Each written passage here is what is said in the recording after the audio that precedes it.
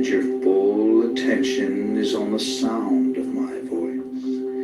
As the relaxing sensations move into the fingers of both of your hands, relaxing your hand.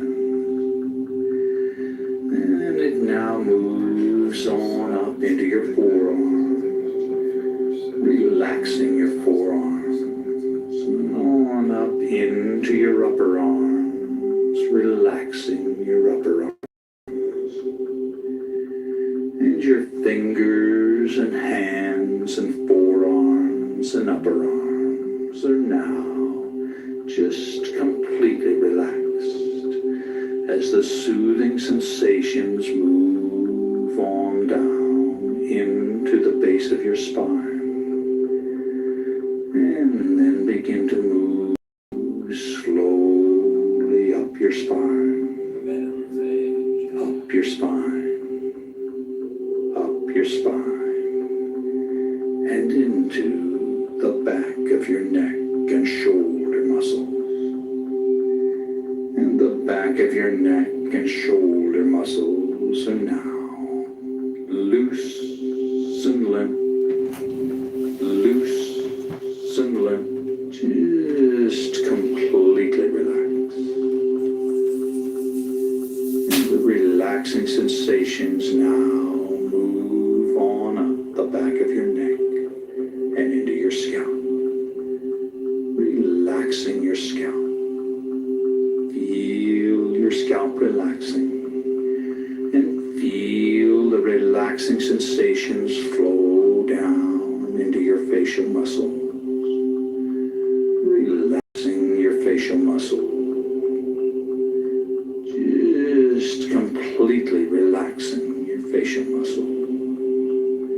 Allow a little space between your teeth, and your jaw is relaxed. And your entire body is now relaxed all over in every way. All tension is gone from your body and mind. All tension is gone from your body and mind. And it's time to imagine a bright white light coming down from above and entering your crown chakra of spirituality on the top of your head. Now this is the universal light of life energy. See it, feel it, create it with the unlimited power of your mind, and feel the light within you, flowing through your body and mind, filling you to overflowing with this bright white protectory light. And now vividly imagine the light concentrating around your heart area, and visualize it emerging from your heart area to totally surround your body with a protectory aura of bright white God light. And as you continue to listen to the sound of my voice, vividly imagine yourself in a situation in which you are going down, down, down, deeper and deeper down, as I count backwards from 7 to 1. Number 7, deeper, deeper, deeper, down, down, down.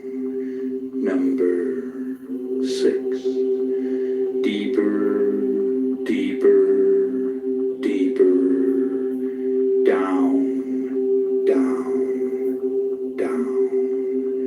Number 5, deeper, deeper, deeper, down, down, down. Number 4, deeper, deeper, deeper, down, down, down.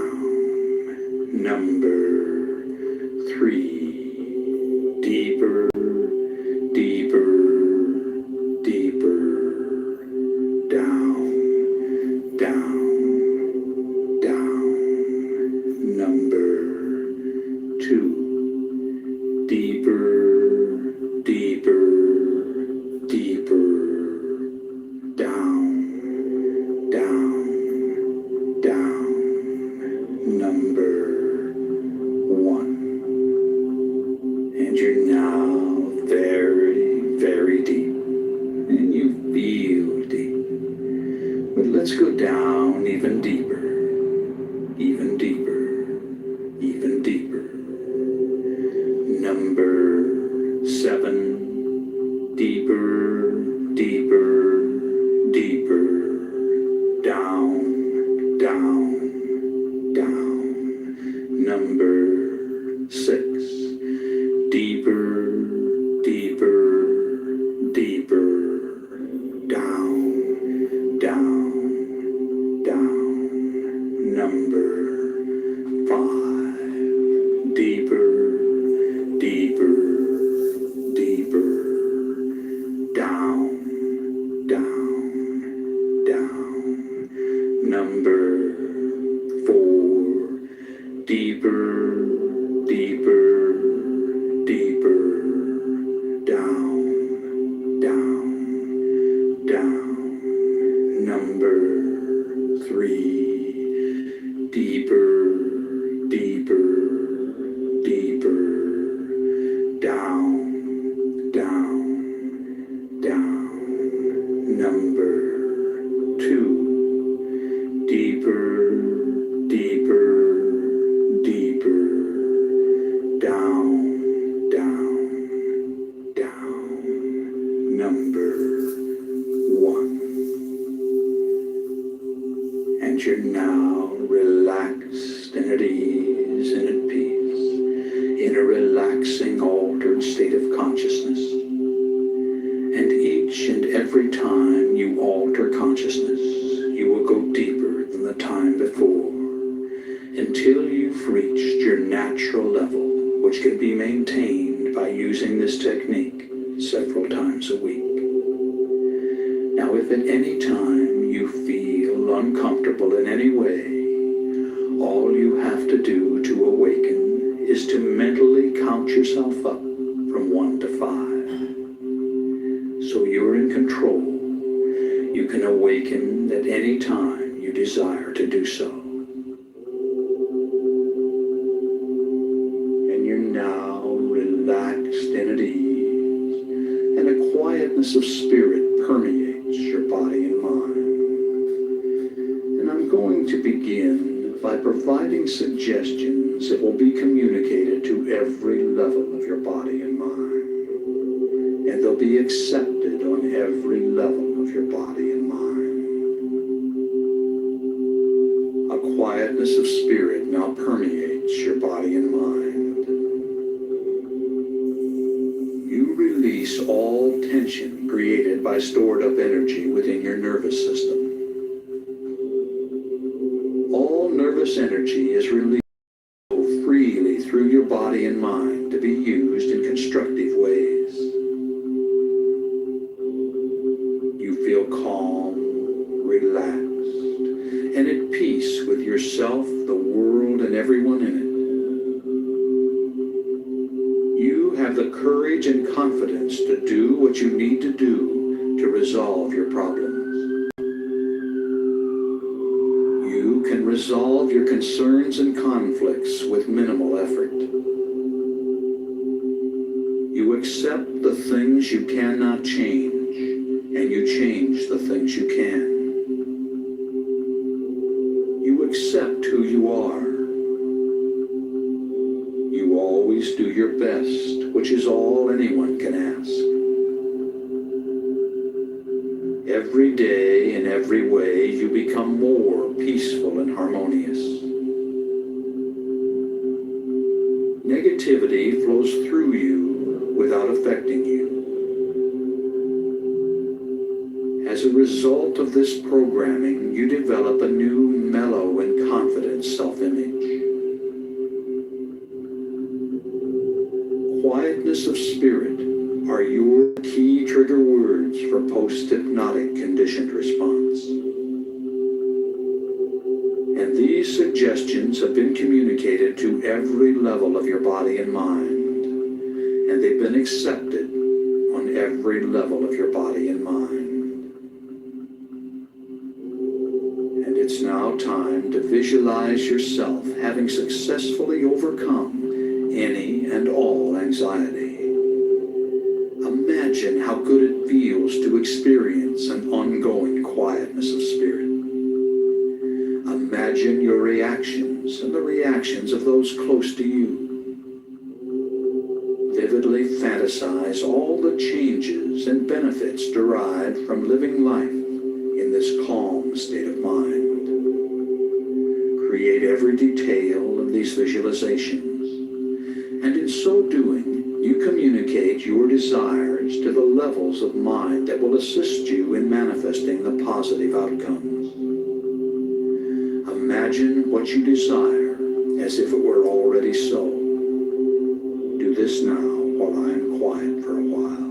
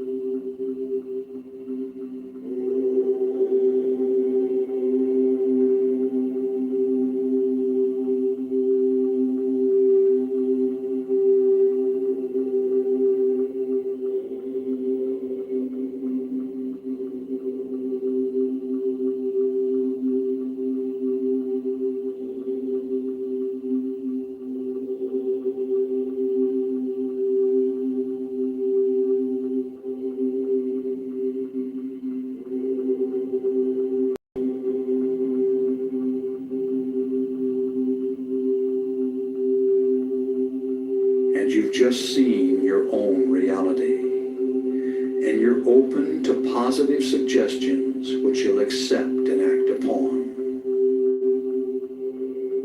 A quietness of spirit now permeates your body and mind. You release all tension created by stored up energy within your nervous system. All nervous energy is released to flow freely through your body and mind to be used in constructive ways.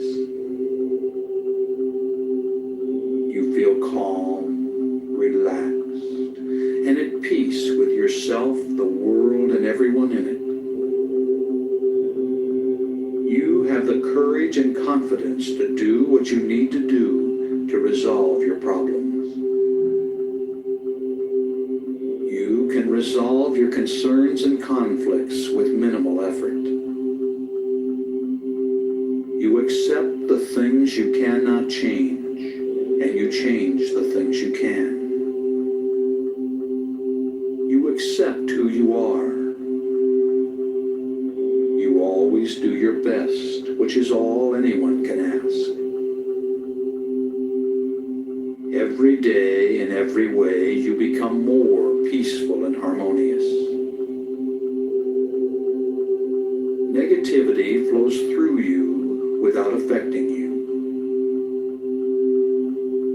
As a result of this programming, you develop a new, mellow, and confident self-image. Quietness of spirit are your key trigger words for post-hypnotic conditioned response. And these suggestions have been communicated to every level of your body and mind, and they've been accepted on every level of your body and mind. And these suggestions have been communicated to every level of your body and mind. And they've been accepted on every level of your body and mind. And it's now time to use a repeat technique to saturate your mind with a message. Together, we'll communicate it to every level of your being. So say the words along with me, silently in your mind. Shout them out silently, and hear them echo out across the universe and back to you. A quietness of spirit now permeates my body and mind, and my stored up energy is released to flow freely through my system. A quietness of spirit now permeates my body and mind, and my stored up energy is released to flow freely through my system. A quietness of spirit now permeates my body and mind, and my stored up energy is released to flow freely through my system. A quietness of spirit now permeates my body and mind, and my stored up energy is released to flow freely through my system. A quietness of spirit now permeates my body and mind, and my stored up energy is released to flow freely through my system. A quietness of spirit now permeates my body and mind, and my stored up energy is released to flow freely through my system. A quietness of spirit now permeates my body and mind, and my stored up energy is released to flow freely through my system. A quietness of spirit now permeates my body and mind, and my stored up energy is released to flow freely through my system. A quietness of spirit now permeates my body and mind, and my stored up energy is released to flow freely through my system. A quietness of spirit now permeates my body and mind, and my stored up energy is released to flow freely through my system.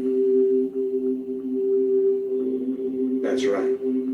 A quietness of spirit now permeates your body and mind, and all your stored up energy is released to flow freely through your system. And every day, in every way, you become more peaceful and harmonious.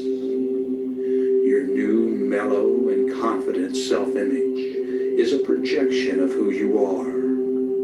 It is. You are mellow and self-confident. And I'm now going to give you some key trigger words for post-hypnotic conditioned response. Anytime you feel the slightest bit nervous, simply stop what you're doing, close your eyes, breathe deeply, and say these words quietly to yourself. Quietness of spirit. The words quietness of spirit are post-hypnotic conditioned response trigger words to reduce anxiety and intensify your calm and confident demeanor.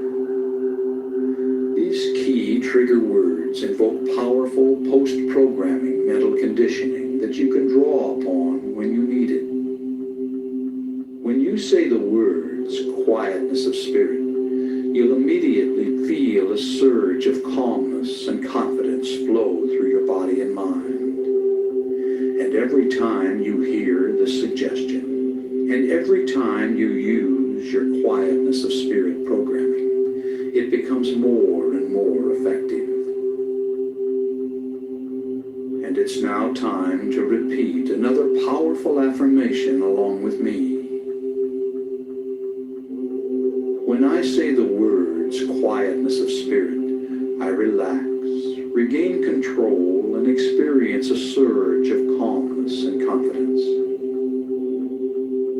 When I say the words quietness of spirit, I relax, regain control, and experience a surge of calmness and confidence. When I say the words quietness of spirit, I relax, regain control and experience a surge of calmness and confidence. When I say the words quietness of spirit, I relax, regain control, and experience a surge of calmness and confidence. When I say the words quietness of spirit, I relax, regain control, and experience a surge of calmness and confidence. When I say the words quietness of spirit, I relax, regain control, and experience a surge of calmness and confidence.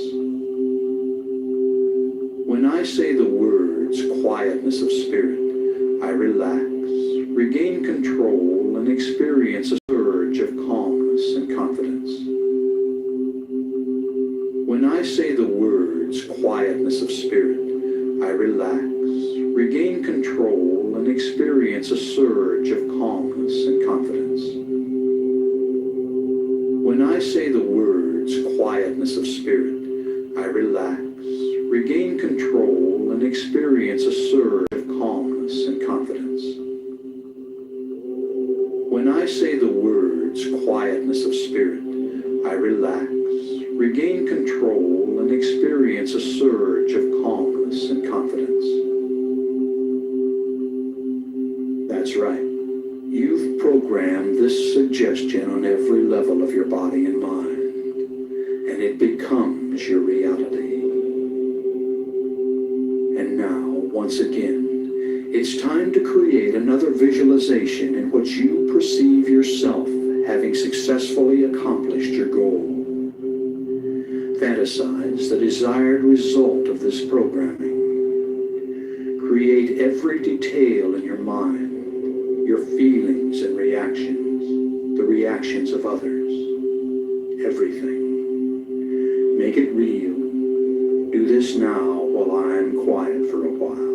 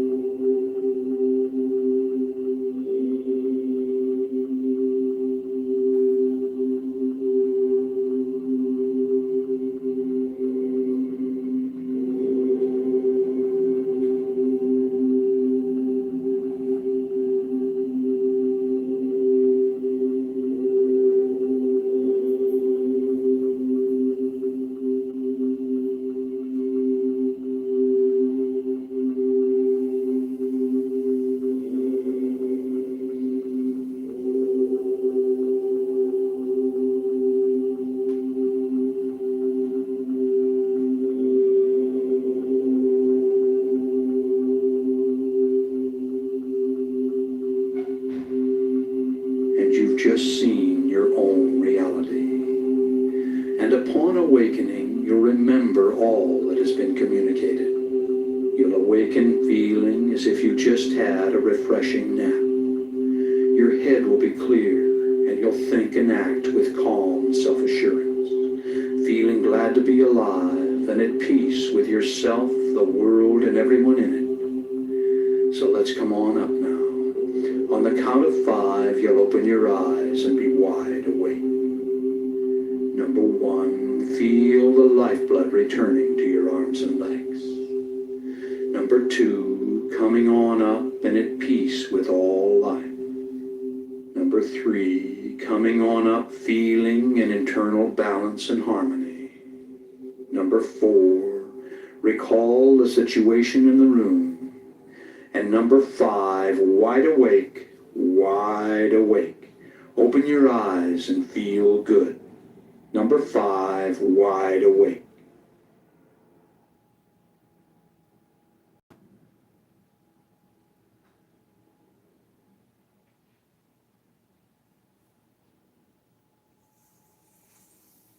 You're wide awake and fully alert. And I'm going to communicate some powerful self-talk phrases.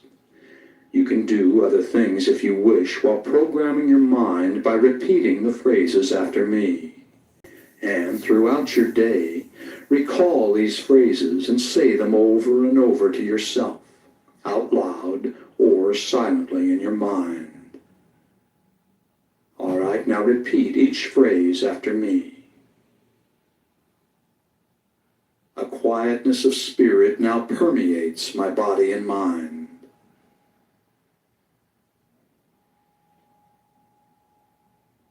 I release all tension created by stored up energy within my nervous system.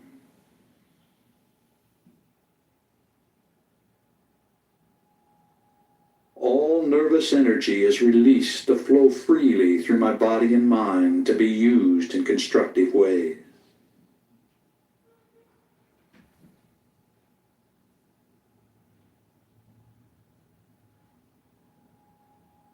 I feel calm, relaxed, and at peace with myself, the world, and everyone in it.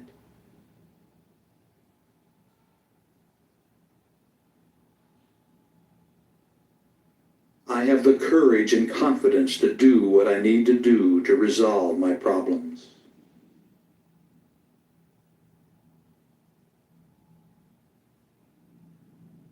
I can resolve my concerns and conflicts with minimal effort.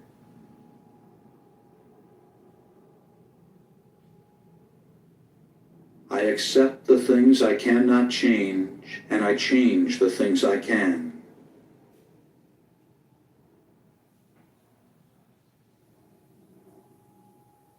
I accept who I am. I always do my best, which is all anyone can ask.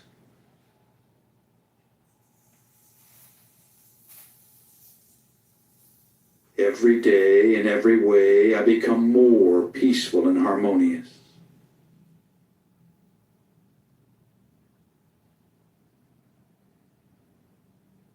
Negativity flows through me without affecting me.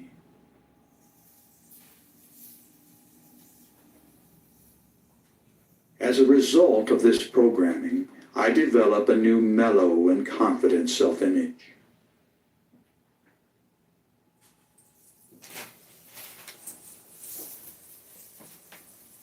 The words, quietness of spirit, are my key trigger words for post-hypnotic conditioned response.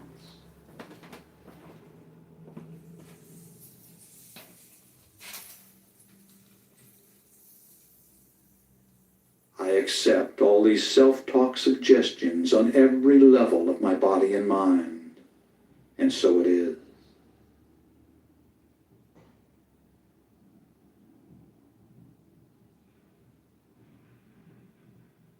A quietness of spirit now permeates my body and mind.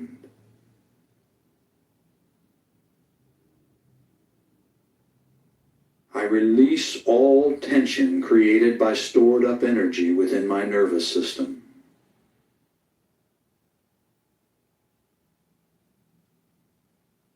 All nervous energy is released to flow freely through my body and mind to be used in constructive ways.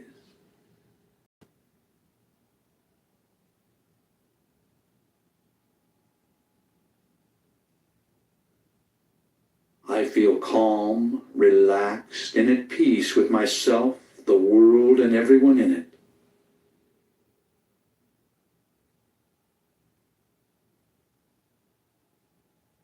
I have the courage and confidence to do what I need to do to resolve my problems.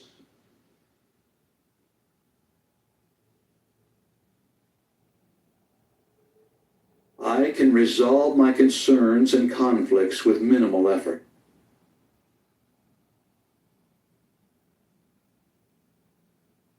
I accept the things I cannot change, and I change the things I can.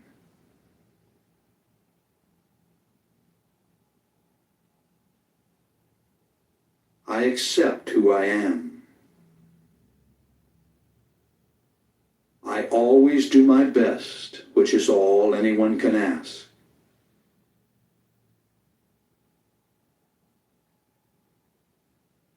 Every day, in every way, I become more peaceful and harmonious.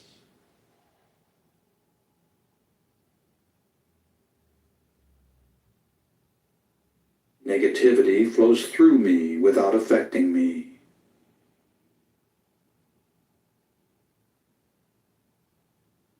As a result of this programming, I develop a new mellow and confident self-image.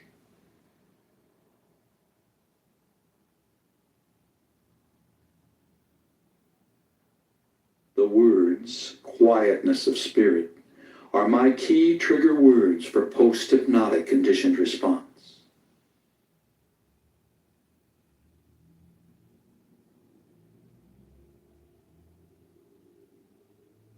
I accept all these self-talk suggestions on every level of my body and mind, and so it is.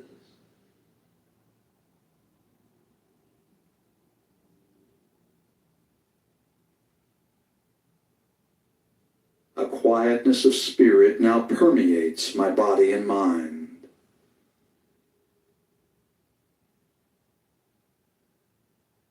I release all tension created by stored up energy within my nervous system.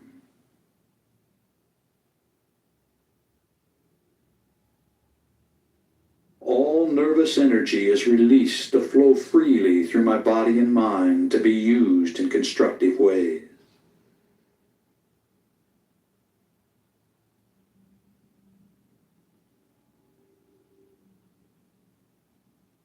I feel calm, relaxed, and at peace with myself, the world, and everyone in it.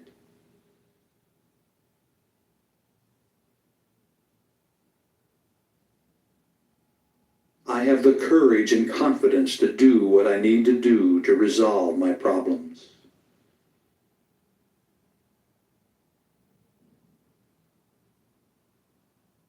I can resolve my concerns and conflicts with minimal effort.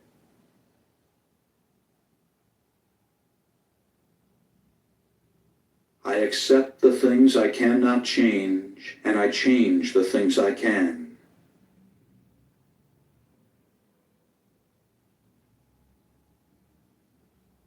I accept who I am. I always do my best, which is all anyone can ask.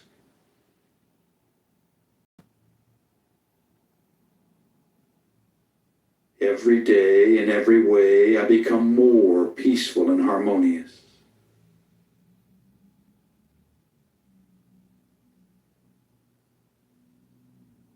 Negativity flows through me without affecting me.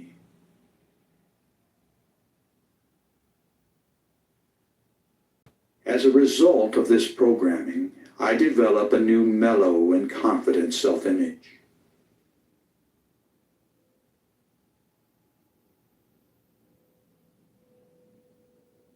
The words, quietness of spirit, are my key trigger words for post-hypnotic conditioned response.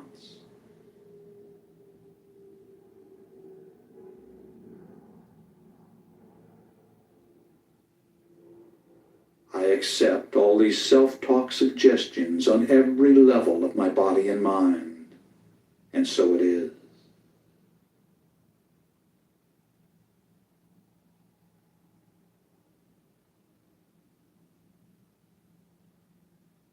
A quietness of spirit now permeates my body and mind.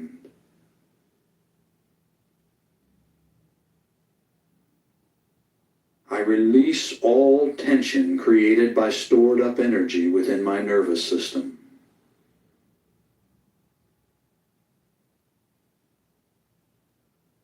All nervous energy is released to flow freely through my body and mind to be used in constructive ways.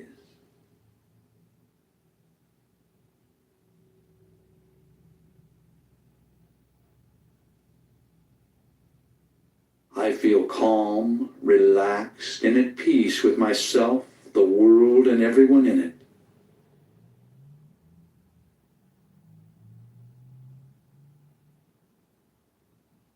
I have the courage and confidence to do what I need to do to resolve my problems.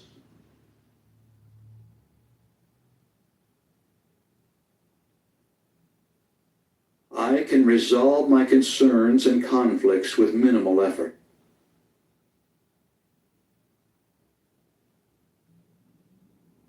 I accept the things I cannot change, and I change the things I can.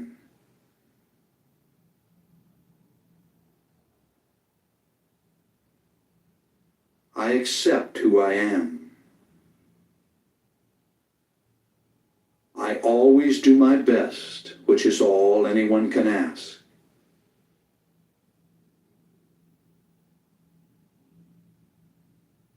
Every day, in every way, I become more peaceful and harmonious.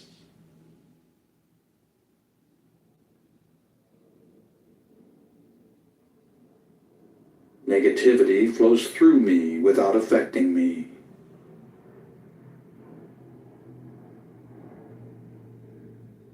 As a result of this programming, I develop a new mellow and confident self-image.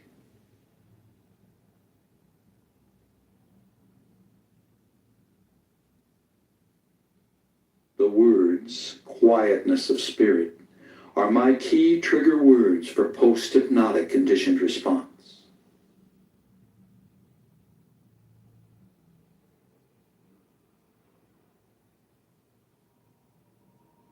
I accept all these self-talk suggestions on every level of my body and mind, and so it is.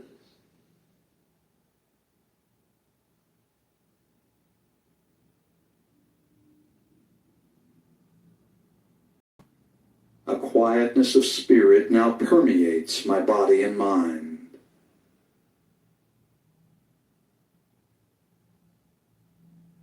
I release all tension created by stored up energy within my nervous system.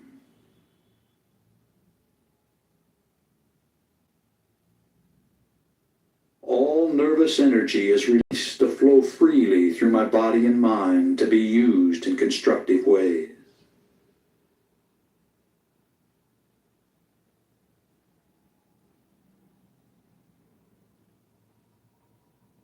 I feel calm, relaxed, and at peace with myself, the world, and everyone in it.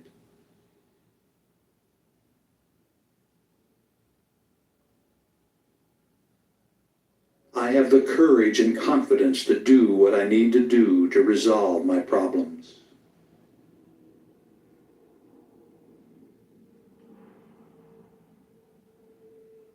All right. The self-talk phrases session is now complete, and in 20 seconds, the sleep programming introduction will begin.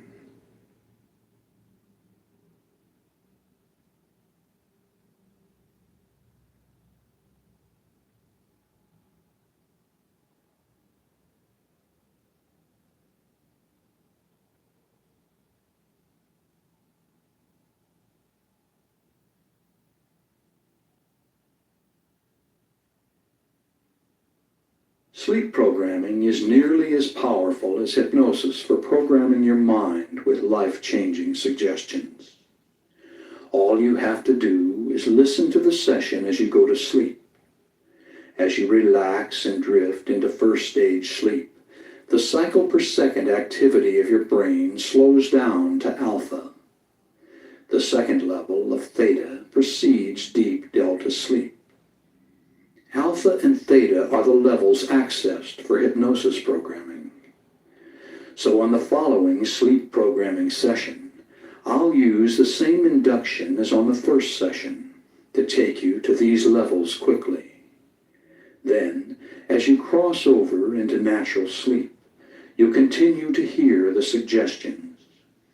These affirmations are phrased for maximum acceptance by all levels of your mind.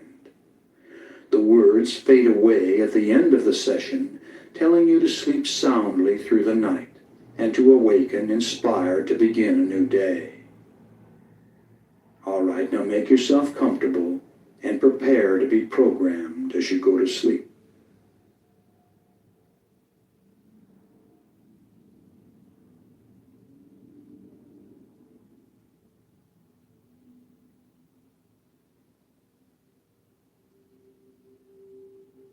close your eyes and get comfortable. It's time to breathe deeply and relax completely. Breathe deeply and relax completely, allowing a quietness of spirit to come in. Feel the blood flowing through your arms and legs, through your body and mind. Relaxing, relaxing, relaxing. Take a deep breath. Hold it as long as you comfortably can. And then let it out slowly through slightly parted lips. And when the breath is all the way out, contract your stomach muscles and push it even further out and further out. And then repeat this process of breathing deeply and relaxing completely. And if any outside thoughts should come into your mind, simply brush them aside and return your concentration to the sound of my voice. And breathing deeply and relaxing completely. Breathing deeply and relaxing completely. And now use your imagination and feel your body relaxing one part at a time in response to my words. Play the role, play the part, and mentally relay the relaxing suggestions into that part of your body. And feel them take effect. Feel your body relaxing, relaxing, relaxing. And the relaxing sensations are now coming into the toes of both of your feet at the same time. Moving right on down into your arches, into your heels, and on up into your ankle. Completely relaxed, completely relaxed. And these soothing sensations are now moving on up your legs to your knees, relaxing all the muscles as it goes. And on up your legs to your thighs and to your hips, just completely relaxing. And your full attention is on the sound of my voice as the relaxing sensations move into the fingers of both of your hands, relaxing your hands. And it now moves on up into your forearms, relaxing your forearms, and on up into your upper arms, relaxing your upper arms.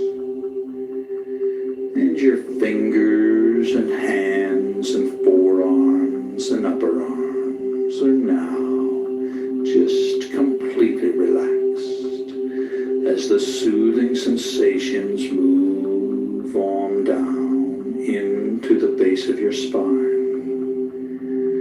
And then begin to move slowly up your spine, up your spine, up your spine, and into the back of your neck and shoulder muscles. And the back of your neck and shoulder muscles are now loose and limp, loose and limp, just completely relaxed. And the relaxing sensations now move on up the back of your neck and into your scalp, relaxing your scalp. Feel your scalp relaxing, and feel the relaxing sensations flow down into your facial facial muscle.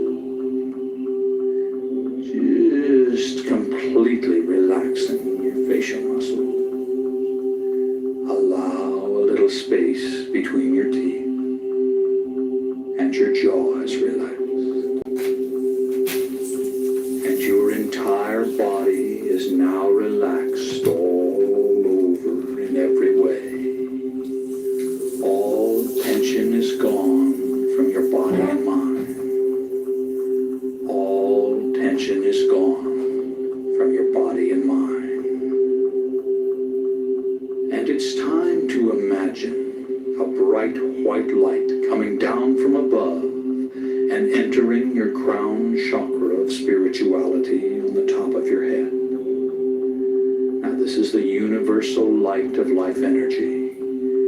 See it, feel it, create it with the unlimited power of your mind, and feel the light within you, flowing through your body and mind,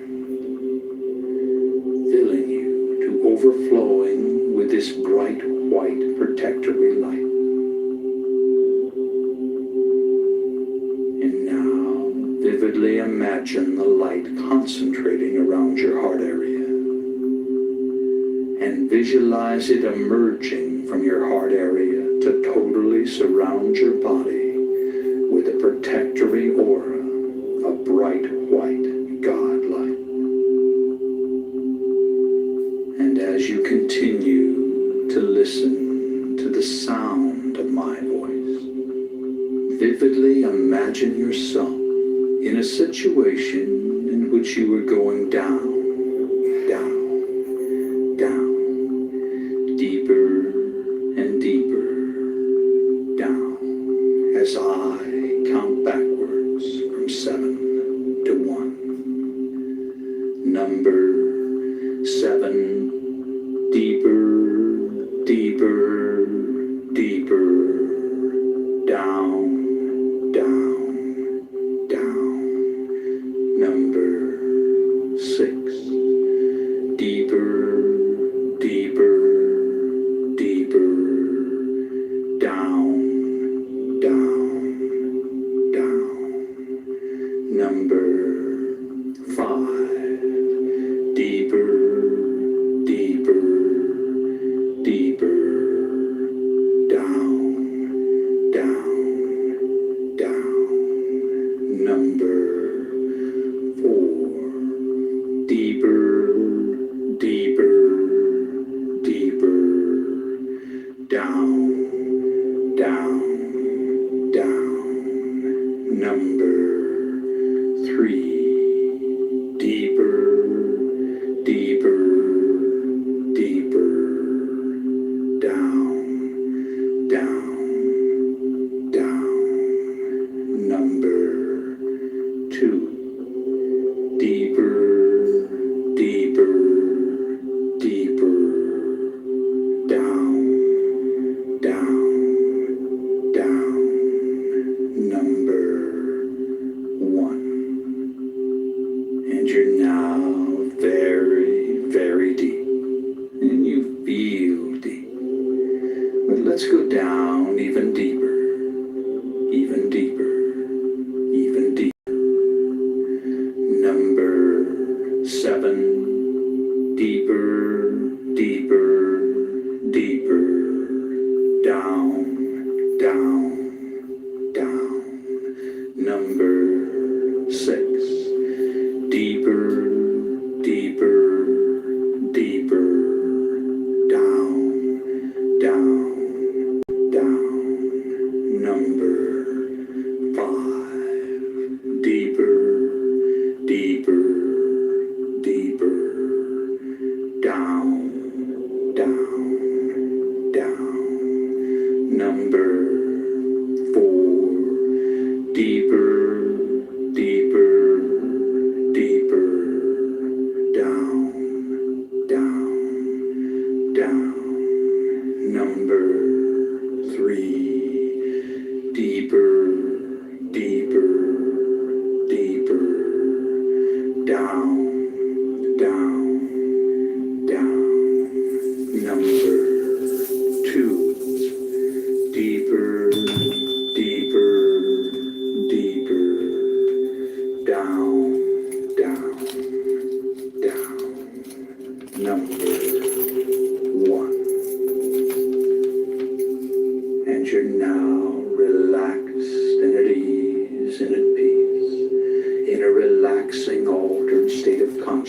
And each and every time you alter consciousness, you will go deeper than the time before, until you've reached your natural level, which can be maintained by using this technique several times a week. Now, if at any time you feel uncomfortable in any way, all you have to do to awaken is to mentally count yourself up from 1 to 5. So you're in control. You can awaken at any time you desire to do so. And your body is relaxed, relaxed, relaxed. And your mind is relaxed as you cross over into sleep. A peaceful, relaxing sleep. Peaceful, relaxing sleep. And you're at peace with yourself, the world, and everyone in it. As you go to sleep, go to sleep, go to sleep. A deep, peaceful, harmonious sleep. Sleep. And you're going to sleep, and as you do, you accept the suggestions you hear. You accept the suggestions you hear. As you go to sleep, go to sleep, go to sleep. And the suggestions become your reality. The suggestions are accepted on every level of your body and mind, and they become your reality.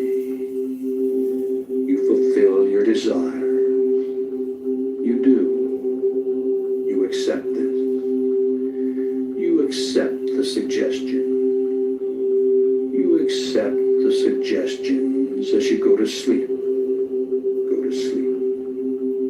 Go to sleep. A quietness of spirit now permeates your body and mind. You release all tension created by stored up energy within your nervous system. All nervous energy is released to flow freely through your body and mind to be used in constructive ways. You feel calm, relaxed, and at peace with yourself, the world, and everyone. You have the courage and confidence to do what you need to do to resolve your problems. You can resolve your concerns and conflicts with minimal effort. You accept the things you cannot change, and you change the things you can. You accept who you are. You always do your best, which is all anyone can ask. Every day, in every way, you become more peaceful and harmonious. Negativity flows through you without affecting you. As a result of this programming, you develop a new mellow and confident self-image. Quietness of spirit are your key trigger words for post-hypnotic conditioned response. And these suggestions have been communicated to every level of your body and mind, and they've been accepted on every level of your body and mind. A quietness of spirit now permeates my body and mind, and my stored up energy is released to flow freely through my system. A quietness of spirit now permeates my body and mind, and my stored up energy is released to flow freely through my system. A quietness of spirit now permeates my body and mind, and my stored up energy is released to flow freely through my system. A quietness of spirit now permeates my body and mind, and my stored up energy is released to flow freely through my system. quietness of spirit now permeates my body and mind, and my stored up energy is released to flow freely through my system. A quietness of spirit now permeates my body and mind, and my stored up energy is released to flow freely through my system.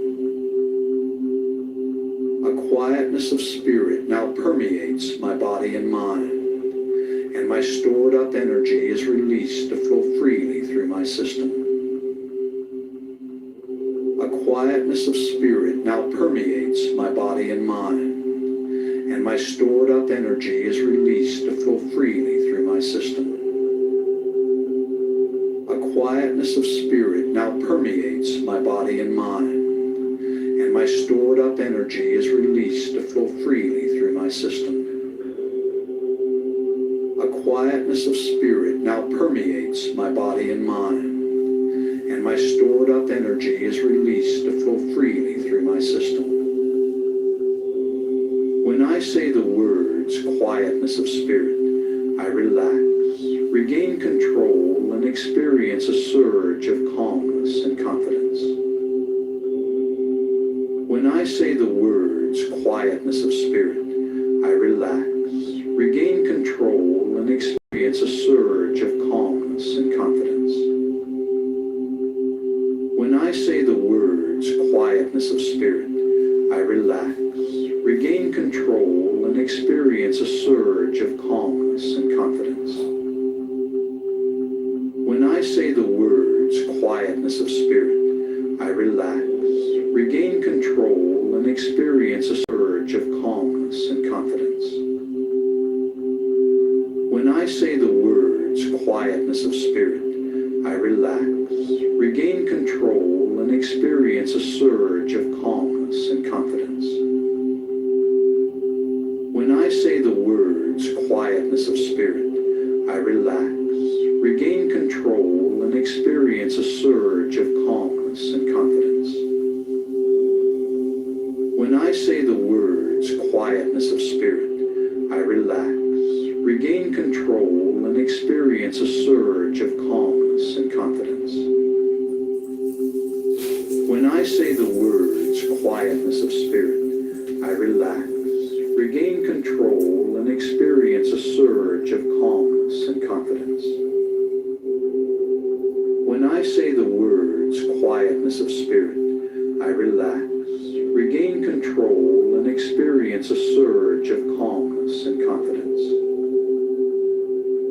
When I say the words quietness of spirit, I relax, regain control, and experience a surge of calmness and confidence. A quietness of spirit now permeates your body and mind. You release all tension created by stored up energy within your nervous system. All nervous energy is released to flow freely through your body and mind to be used in constructive ways. You feel calm, relaxed, and at peace with yourself, the world, and everyone in it. You have the courage and confidence to do what you need to do to resolve your problems. You can resolve your concerns and conflicts with minimal effort. You accept the things you cannot change, and you change the things you can. You accept who you are. You always do your best, which is all anyone can ask. Every day, in every way, you become more peaceful and harmonious. Negativity flows through you without affecting you. As a result of this programming, you develop a new, mellow, and confident self-image. Quietness of spirit are your key trigger words for post-hypnotic conditioned response. And these These suggestions have been communicated to every level of your body and mind, and they've been accepted on every level of your body and mind. A quietness of spirit now permeates my body and mind, and my stored up energy is released to flow freely through my system. A quietness of spirit now permeates my body and mind, and my stored up energy is released to flow freely through my system. A quietness of spirit now permeates my body and mind, and my stored up energy is released to flow freely through my system. A quietness of spirit now permeates my body and mind, and my stored up energy is released to flow freely through my system. A quietness of spirit now permeates my body and mind, and my stored up energy is released to flow freely through my system.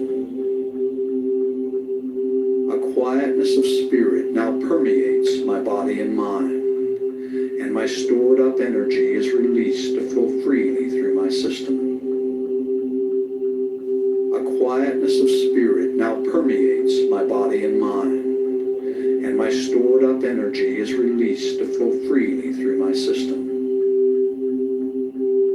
A quietness of spirit now permeates my body and mind, and my stored up energy is released to flow freely through my system. A quietness of spirit now permeates my body and mind, and my stored up energy is released to flow freely through my system. A quietness of spirit now permeates my body and mind, and my stored up energy is released to flow freely through my system. When I say the words quietness of spirit, I relax, regain control, and experience a surge of calmness and confidence. When I say the words quietness of spirit, I relax, regain control, and experience a surge of calmness and confidence. When I say the words quietness of spirit, I relax, regain control, and experience a surge of calmness and confidence. When I say the words quietness of spirit, I relax, regain control, and experience a surge of calmness and confidence. When I say the words quietness of spirit, I relax, regain control, and experience a surge of calmness and confidence. When I say the words quietness of spirit, I relax, regain control, and experience a surge of calmness and confidence. When I say the words quietness of spirit, I relax, regain control, and experience a surge of calmness and confidence. When I say the words quietness of spirit, I relax, regain control, and experience a surge of calmness and confidence. When I say the words quietness of spirit, I relax, regain control, and experience a surge of calmness and confidence. When I say the words quietness of spirit, I relax, regain control, and experience a surge of calmness and confidence. A quietness of spirit now permeates your body and mind. You release all tension created by stored up energy within your nervous system. All nervous energy is released to flow freely through your body and mind to be used in constructive ways. You feel calm, relaxed, and at peace with yourself, the world, and everyone in it. You have the courage and confidence to do what you need to do to resolve your problems. You can resolve your concerns and conflicts with minimal effort.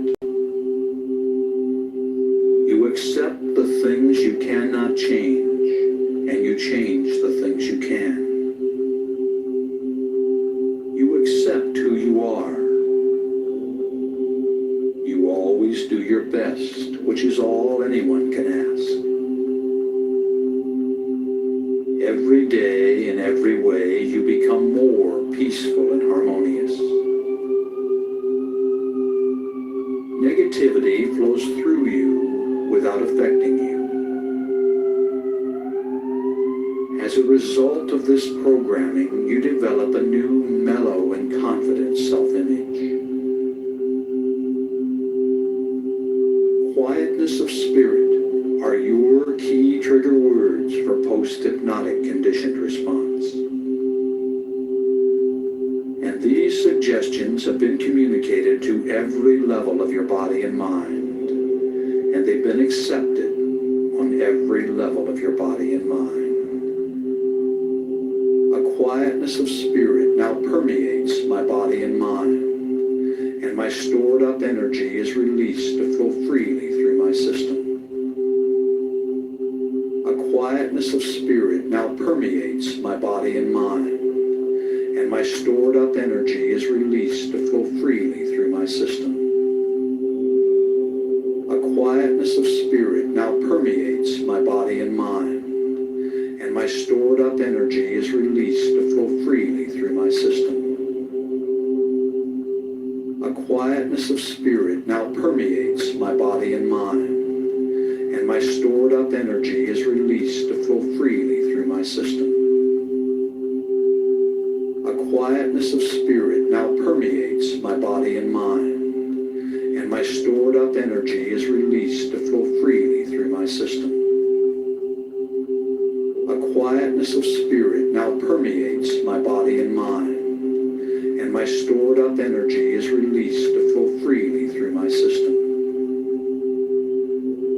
Quietness of spirit now permeates my body and mind, and my stored up energy is released to flow freely through my system. A quietness of spirit now permeates my body and mind, and my stored up energy is released to flow freely through my system. A quietness of spirit now permeates my body and mind, and my stored up energy is released to flow freely through my system. A quietness of spirit now permeates my body and mind, and my stored up energy is released to flow freely through my system. And you sleep peacefully through the night and awaken in peace with yourself, the world, and everyone in it. And you'll awaken feeling glad to be alive, refreshed, and thinking and acting with calm self-assurance, and inspired to begin a new day. And you accept these suggestions as you go to sleep. The suggestions are accepted on every level of your body and mind, and they become your reality. Fulfill your desires. You do. You accept this. And you accept these suggestions as you go to sleep. Go to sleep. Go to sleep. Go to sleep. And you accept these suggestions as you go to sleep. Go to sleep. Go to sleep. Go to sleep. And you accept these suggestions as you go to sleep. Go to sleep. Go to sleep. Go to sleep. And you accept these suggestions as you go to sleep. Go to sleep. Go to sleep.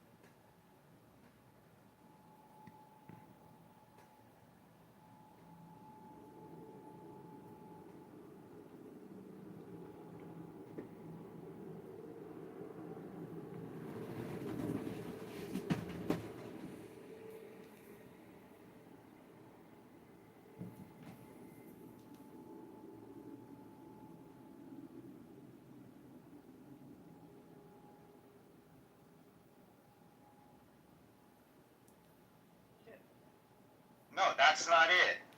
Now, connect that with the struggles between men and women. Well, that's fundamentally different. So, I mean, So now now we're you're talking about Elon Musk then? because you brought him up. No, I did not bring him up. Maybe I can jump over this. This is painful. But it's Brian, you're an equality guy. You're not an equity guy. That's the bottom line. You're not for equity. You're for equality. That's fine. That's where you stand. That's what we're observing, right? Yeah, I mean, I'm not really an equality guy either. I'm not an equality or an equity guy. I think both of those are fundamentally flawed. But I mean, if you want to simplify it that way, yeah, I would lean more towards the equality versus equity. Yeah, that's all I'm hearing. Yeah, I mean, it's a common argument. I don't agree with that, but it's fine. It's debatable whether or not somebody should be for equality or equity. You do get the difference, though. You know the difference between the two. Yeah, usually equality, most of the time, before they got conflated, most of the time people who fought for equality said we want equality of opportunity, and equity stood for equality or equity of outcomes, so equal outcomes. And so to me, those are fundamentally different. I think neither one is really achievable. Neither one is really admirable. They're not admirable. Correct. Neither one is really admirable from the standpoint that an example I used a couple hours ago where I was saying someone who grows up on a farm in rural Montana is not going to have equal opportunity or access to the same jobs or colleges or internships, etc., as someone who grows up in one of the 5 boroughs in New York City. That's right. We should not establish a government that tries to equalize those resources or those opportunities, because it would be a tremendous waste and inefficient use of taxpayer funds, and it would be immoral. The steps that would have to be taken by the government to be large enough to create that equal opportunity access. Wait, hold on. Pro, can I? Yeah, I mean, I'm sure you're going to jump up with the immoral claim, but no, his definition of equality and equity, I take issue with that. Equality means having equal means to access opportunities. Equity means having equal access to the opportunity. So what he was talking about between the farmer in Nebraska and the guy in New York, they both have the same access to the opportunities, but the guy in New York has greater means to access those opportunities. So let's say in that case there is equity, but there's no equality. Yeah, I don't agree with that definition at all. I don't think that's how it's intended. What is it? I'm more interested. I don't really have as big of a problem. If you want to define equity as the outcomes, I'm fine. I get generally what you mean, that it's not a horrific distinction. But now that we've made the distinction, I'm really interested in why you think equity isn't something that's something we should be. I forget the exact word you use. What did you use? It's not applaudable or whatever it was. It's not admirable. Admirable, yeah. Why is seeking out equity not admirable? That was an interesting one. Well, can we agree that equity means equal outcomes? Generally, I'll like I said, it's not the best. No. I disagree with that because you can have somebody is more intelligent than the other one. Yeah, so right. It's not equal outcomes. It's having equal access. It's the opportunity. Yeah, it's the opportunity to get the outcome. Right. It's having equal access, not equal outcomes. Yeah, but it is outcome focused. It is outcome focused, though. That's fine. Let's go with that. No, it is not. It is starting point focused, not outcome focused. Yeah, but are you starting out with the same? We're saying the same thing, Sam. What I mean is so that you can achieve the desirable outcome, right? It's like so desirable for you. Well, I'm saying if somebody obviously we know the metaphor of the equity of the kid on the bench. He needs to stand up higher, see over the fence. He needs a higher bench, right? We know all that, but what the outcome is, so he can see over the fence, right? Like that's what I'm saying. And so no, that is not the outcome. Okay. That's not the desired outcome. Yes. The higher outcome. The guy's too short. But I mean, that was what I was saying, that equality is having them a means to be able to enjoy the access to the opportunity. Equity is having the access to that opportunity, having equal access to that opportunity. Right, but what we're saying is that you might need different levers, right? You might need, like, the example with the taller ladder to see over the fence. Oh, all right. Providing the equity to get the outcome. That's what I mean by the outcome. He's divorcing outcome. He's divorcing the notion. That's fine. of the That's fine. outcome. That's fine. Go But get to why it's not. Get to why that's not an admirable thing. Right. So even if we take Sam's definition, it still doesn't work, because what happens is what he's talking about is redistribution. What he's talking about is if Elon Musk makes $1 trillion and I make, what I make, then, much less, then I don't have the same opportunity or access to companies or influence or profit or whatever the difference is in that difference, that differential, in that example, that comparison. He's talking about changing the Can you access please that I have. not assign what it is that you're saying to me, because I'm using your I don't. words to make sure we ground the please definition in your comments. Well, I was asking you about Please your just thought make of why your it's not admirable. comments without referring to what I said. We can pretend Sam's not here. I can take issue. Well, I tried with to use my own definition and you interrupted me. Well, I'm going to Should I use my definition or should I use your definition? I said, go ahead and use your This is so meta, bro. definition. I'm Let's just staying go to out it. of this. Well, he keeps This is what interrupting I'm me. He saying. doesn't like All that right, I use my but you definition. keep bringing him and he into the doesn't like context. that He doesn't need to be brought into the context. What is your freaking definition of why equity is not admirable, or Okay, explanation? so then I'll use my definition and Sam can just butt out and then wait till I'm done. That's great. So my definition of equity is equal outcomes. And it's similar in the problems that we encounter when we try to equalize access or opportunities because of the examples that I gave. Not only that, but you also have to factor in individual differences. Some people are more ambitious. They're taller. They're Well, yeah, just to remind everyone, you said that all of Europe was less ambitious than the United States. Okay, cool.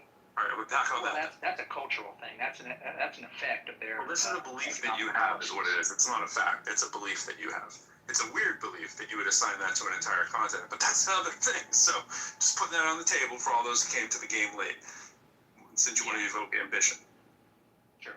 So I think that when you try to equalize outcomes, you run into the same problem as when you try to equalize opportunity. You have to end up taking from the people who are productive.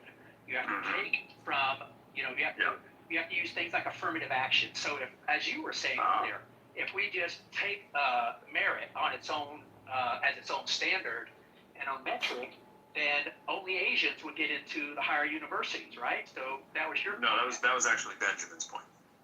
So wait, hold on. Equity I is thought not that was a comment. equity is not the same thing as equal outcomes. No, it's I'm not. not sure what I know what he's trying to smuggle in there, and I know why Sam obviously They're is both pushing flawed. back I answer. don't care No, whether it's just the way that you're. redistribution. The problem is redistribution. You're not You have to saying the cheat whole some sentence people. with outcomes is what you're doing. It's we're concerned about the potential to reach the outcome by not hamstringing someone at the start. That's it. I'm giving you what you need at the beginning so it's possible for you to attain the outcome. When we're talking about degree attainment Where in does higher that come education, from, though? I don't know where it comes from. It can come from a whole myriad of Think it places. through. But Think it you through. no, I don't need Where to does that think it resource through. I'm come telling you from? there's a variety of possibilities of where It that has to can come from somewhere, right? It sure can, but there's a variety of ways that it can come from. You seem to be stuck on one of them. What we're trying to do is say, who is getting the bad end of the deal here? Is it poor Elon Musk because he has to give up a little bit more of something? Is that what we're getting at? What I'm saying is, when you take that principle and you apply it throughout a society, you see that when redistribution, this notion and this scheme is put into practice, Socialism. you run into things that you run into these socialist outcomes where Socialist objectives. you decrease ambition, decrease productivity, you Do you really? patents. Yeah. Do you? Okay. Yeah. So the efforts of socialism are to decrease ambition, yet Elon Musk, who benefited off of the idea of socialism, where he's had government subsidies finance his entire corporation for years. Somehow the guy you think is Mr. Ambition has a lack of it now all of a sudden. I think in that way He has benefited from socialism more than any human I can point to. Yeah, I can't think of another person who's benefited from socialism more. His cars were the principal part of how he started to get to where he is now, drive on public roads. He had subsidies from the government, which are paid for by taxpayers, to make that company happen. Then he gets government contracts from NASA to put his satellites in the sky that he turns a profit on, so that he can actually sell access to the internet to mostly third world nations who do not have decent access to Wi-Fi. That's his business plan.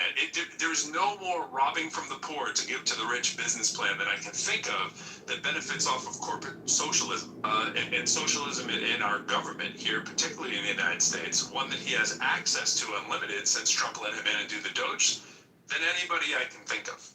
So congratulations, Mr. Ambition has succeeded off of socialism, and you don't see it.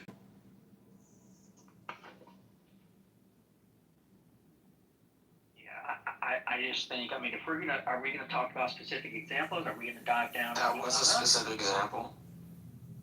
Right, but I try to get into specific examples. It was your big. I didn't even want to bring him into it. You just keep bringing him into it all the time. Sam brought him up, and then you brought him back up. You wouldn't let him go. You wouldn't let him go, bro. The fact that. All right, well, let's not talk about Elon Musk anymore. Okay. How's that? Well, he's kind of an exemplar of the extent of your thinking. Yeah, but we're not talking about specifics, though. We're talking about the principle. Why not? Okay, But at the principle, if you're always at the principle, then you're never at the nuance. And the example is someone who's a trillionaire with the most shares to vote whatever he wants for SpaceX. And if it merges with Tesla and somebody who currently has some voting can get absorbed by a financial maneuver that is not likely to get blocked. Does that concern you? Back to like regulation and do markets correct? What do you mean by some voting? And I don't understand. So you can do a reverse merger, right? So Tesla can get absorbed into SpaceX, which isn't a space company because it's an actual AI data company. But he doesn't have to take its IPO because he already did it. And it's already below its IPO price before any of the insiders can really sell. I think that a destructive behavior by someone who only cares about themselves, who has nobody but their own financial interests involved, becomes really the problem for us all. So if we don't get to talk about it before, as a specific example, it's quite ridiculous. I didn't really understand your point. What is your point? So when someone is selfish, it's bad?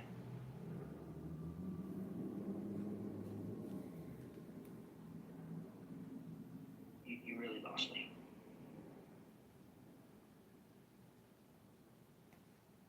I mean, Selfishness is bad. Defend crony. I don't really want you to defend.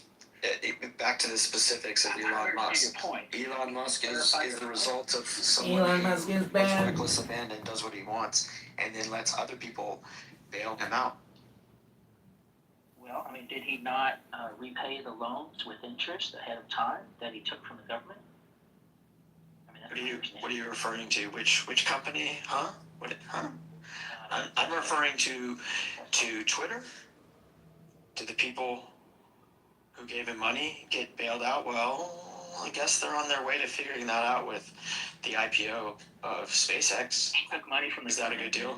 to buy. No, which government? Who are you referring? I'm not. My criticism about Elon Musk. So just to clarify, just want to clarify, Brian. I'm going to clarify. I don't care whether or not you're referring to treasuries monies from the U.S. government, or we're talking, what Pro and I are talking about is more a large amount of taxpayer incentive to buy an EV over a decade. I'm asking, you mentioned Twitter specifically, so I'm asking, did Elon Musk take money in any form from the U.S. government in order to buy Twitter? I don't think so. Why would I? Who asserts that? No. You have a listening problem. You said he took. And I'm done. No. No. What? He borrowed money, not from the government. Shh. Stop your brain and just listen. I don't have that much time to explain myself again. Quit telling me what I said. I wouldn't say something as stupid as that. He took money from the Emirates. He took money from other investors to help bail out. It was funded through the mechanism of finance. Goldman Sachs helps arrange this stuff. Banks are involved. This happens over. I'm not even done. To answer your question, he didn't take government money. We were talking about there's nothing wrong with it. I didn't even say what's wrong with it. Why were you butthurt and you can't let someone finish? You're not even letting someone finish. I'm done with you. Much like Sam, I don't need to talk with someone who can't listen. Okay, take a hike, see you later. So then, You just can't listen. That's the difference.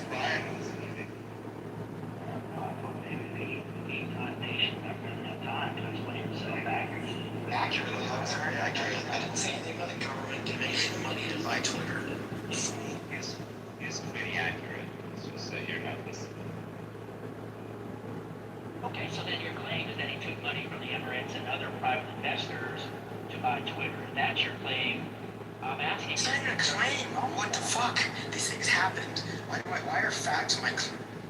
You're terrible. Is there anything wrong with that? The way he. Oh.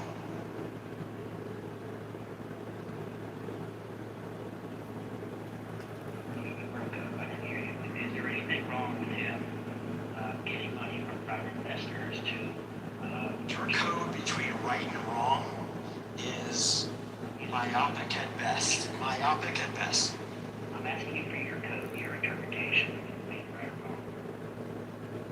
If I told you I wrote something about financial markets, you wouldn't have the patience to read it. So, whatever. You also don't listen, so I don't expect much. I have zero expectations. I have someone else in my presence, so I'm gonna let you have your ridiculous notions. Here you go.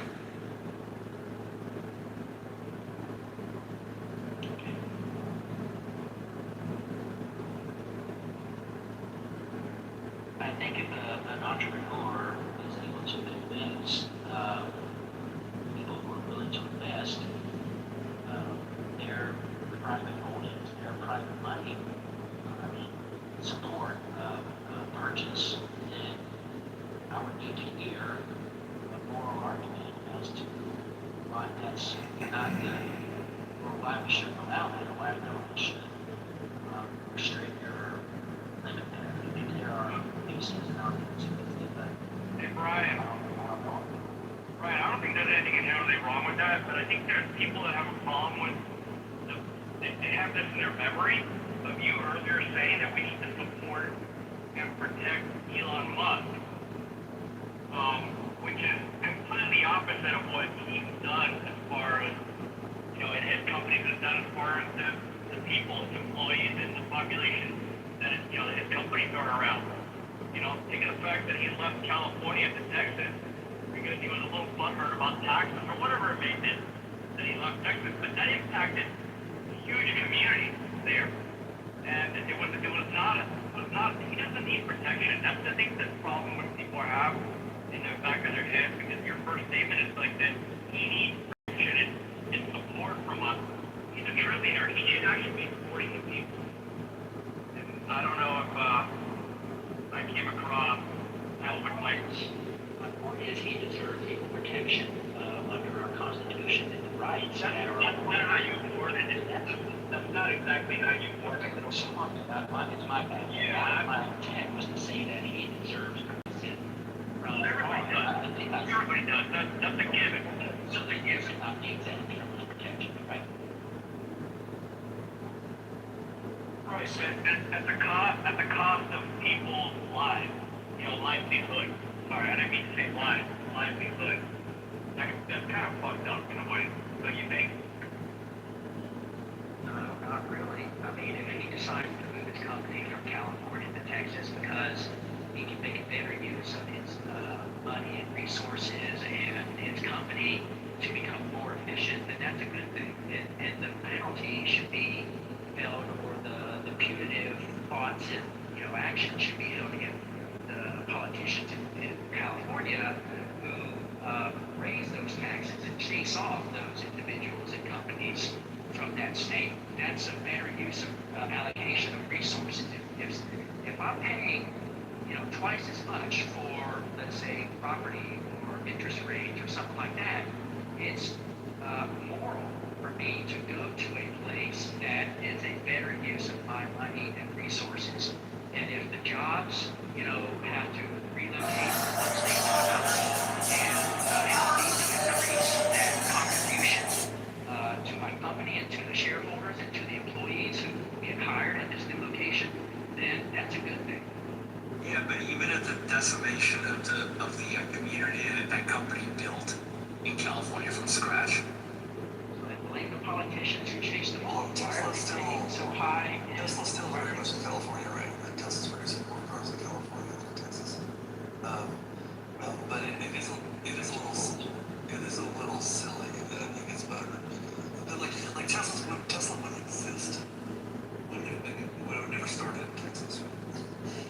Like it just would have never happened. Yeah, California's doing some things, Texas is doing other things. So it doesn't bother me that much. Go to Texas. I don't think that if you remove Do you pay more taxes than you're legally required? no, but I'm in California. I'm not So why would you pay more I want taxes? to pay high taxes, but it doesn't really, I'm not moving to Texas to get this. Why would anybody pay more I taxes? thought I fucking live in Texas.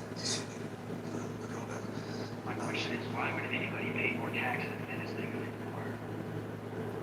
Well, again, it doesn't bother me that much. I hang out with Joe Rogan in Austin. But it's a little, I'm grateful to the state of living that could be possible. But whatever, I don't really care.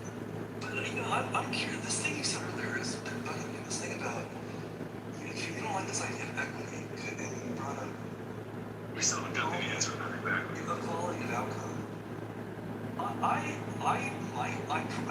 guessing I share your distinct argument for the concept of quality of outcome, or at least as I'm measuring it's kind of insane. But like I might share that with you. I'm 100% enthusiastically supportive of merging those two things together.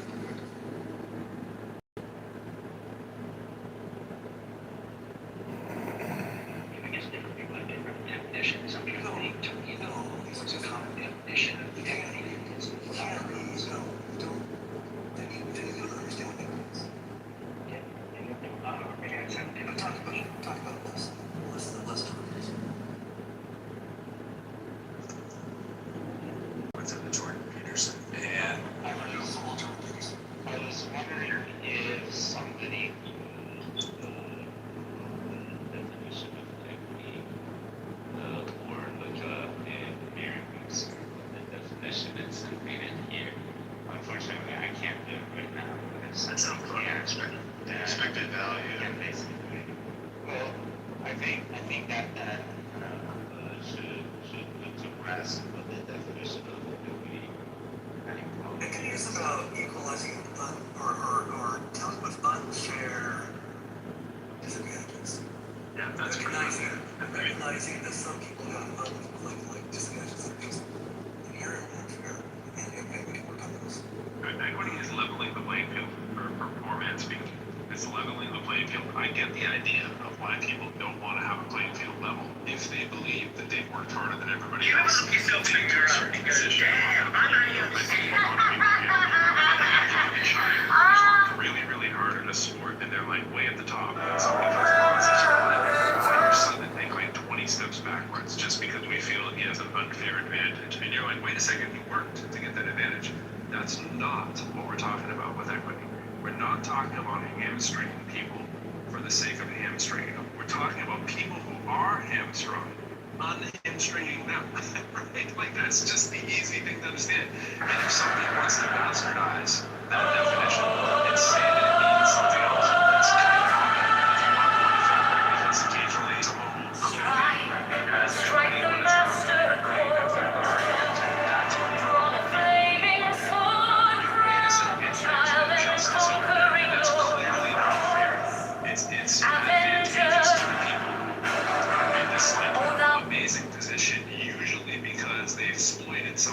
right there, right? You're exploiting and taking advantage of somebody else's less fortunate position, and they can continue to reap the benefits of that for a long time. And then we're like, wait a minute, there's got to be some fairness. If you keep using the word morality, and I'm not sure what you mean by it. If you just mean like what it is or something, but when I hear that word, if I'm going to grant that it's a thing, I'm talking about exactly this with equity, and you're saying it's not some macabre goal we should, aspire to.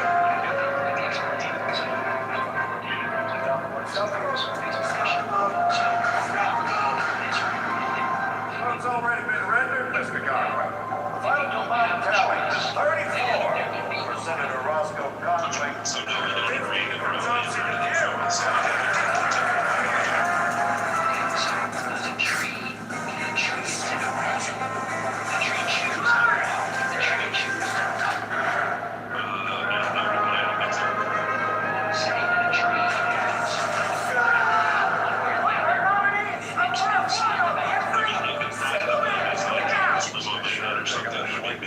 I go to work every day. Okay.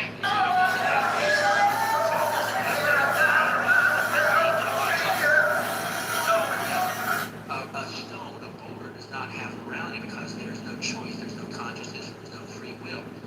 Morality is rooted in free will. We have to. I'm still not sure you made that case though, but just because a tree doesn't have free will doesn't mean rooted in free will, unless you mean something different by rooted than I mean. What I'm saying is humans have the capacity to. So humans are different than trees. I agree. So now tell me why morality is rooted in free will. What I'm saying is, if you don't have free will, you can't have morality. Does that make sense? So are we using like inanimate objects to we're talking about humans who all have free will, right? Or do you think humans don't have free will? I mean, I know that's a philosophical fucking yeah, but let's just assume that we are all humans and we don't even need the word free will. We're all humans and we make decisions. Okay. The implementation of equity for all leads to moral things or unethical things. I think we do. Yeah, we can't go there yet. We have to build the foundation because we put time for an hour and we have to build brick by brick. So what I'm saying. Oh, I didn't know you were trying. Okay. Yeah, I'm trying to show how morality is grounded in free will. So if we can't agree on that, then the rest of the argument falls. I mean, I'm up to be sold, but I'm not sold on it so far. You've done the, if P, therefore Q, and I'm just not agreeing with the therefore Q. Okay, so then what is morality grounded in if not free will? I don't know. I'm not even sure morality exists, but I'll grant to you that that's. Why do we pick So, morality? Are there not? Yeah, I don't know. I was wondering what he meant by morality. This is trying to give me this vague thing, just to get to the idea of why it's not applaudable, which is the direct question of trying to strive for equity. I know we're back.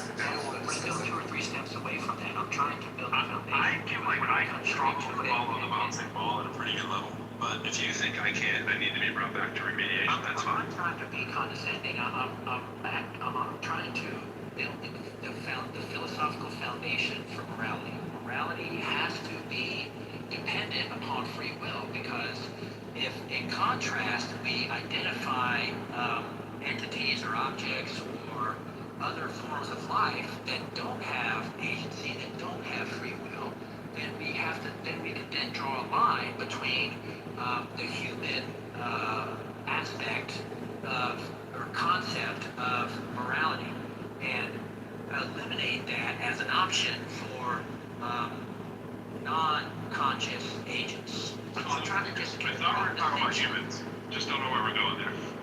because I'm not the greatest politician in there, I understand that. But aren't we talking about humans? I don't agree with. We are. Okay. So, Okay. okay, I have to think. Let's pretend that I get it. I'm not sure if I do. Okay, I'm here. I will for the sake of argument. Let's move on. Okay, so my claim is that humans have free will. The libertarian notion of free will is that I'm capable of choosing otherwise. Now, some people believe differently. Some people believe that we are in a determinist society, that God or some creator has scripted every single action and reaction, right? And we are just right? Okay. So I reject that. I think that I believe in libertarian free will. I don't believe in determinism. So in a determinist society, it would be the same as if humans were either robots or trees. They could. I'm with you. I got you. I know the arguments. Okay, cool. Perfect. Yeah.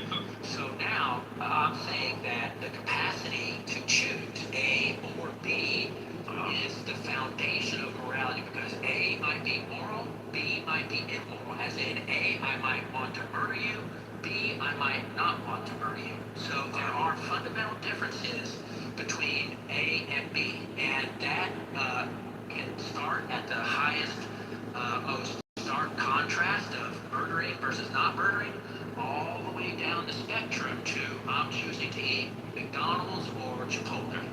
All right. If I produce it, killed two people and I don't know them, and I just have to pick one, was I being immoral to the other person?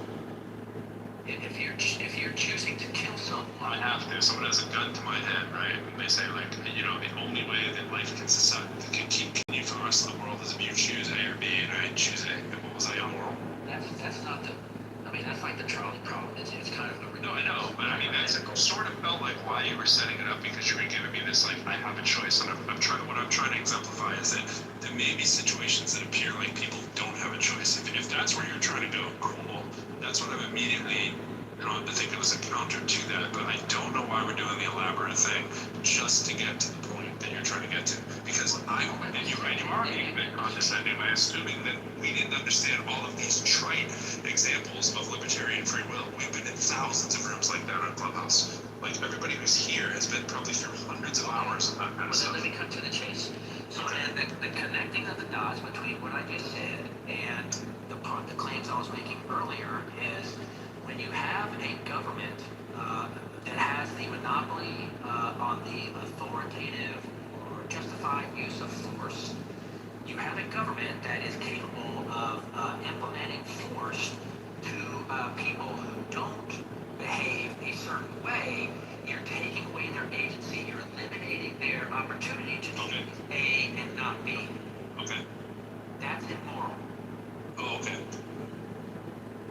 Therefore, don't run for me. Therefore, don't have a government that does that. Don't have a government that doesn't. I still want to talk about equity, I guess. Yeah, maybe I'm the only one in the room, and I don't think so from Hero's comment, just to make sure we took a pulse there. We're waiting for you to connect that to how that connects to equity, because I know there must be some grand metaphorical concept and scheme that we're missing. It's clear to you, but it's not clear to the rest of us. It is. So let me connect the dots. Three steps here. So first step, morality is rooted in. The third step I missed. Second step is having a design to limit or remove or initiate unjustified uses of force to coerce or mandate that people only have access to, say, option A and not anything other, then that's immoral. When you design a system that is built on equity or equal outcomes or even equal access to opportunity resources, that is the same principle, just an extension of that principle in the economic realm versus, say, the life and death realm. So gosh, I had to hear you say it to know how much shit that made those sense. So basically, the argument is any limitation on free will is immoral. And that's not what I'm saying. That is exactly not what I'm saying. I didn't say limitation. Government is designed to protect the rights of the individual. If I am a private citizen and you impose on my property rights, you impose my right to life, you impose on my pursuit of happiness, that is where the government should step in. So it doesn't mean that you have free will to come onto my property, steal my shit, or hurt my family. That's not what I'm saying. I'm drawing the line. Hang on. Hang on, Sam. I'm drawing the line. Clearly, you guys don't get it. You characterize my point. You keep falsely characterizing my points, though. You made your point. So you made your point. Okay. So basically, what you're trying to say, or what I understand, and correct me if I'm wrong, is a limitation on free will when the exercise of the free will does not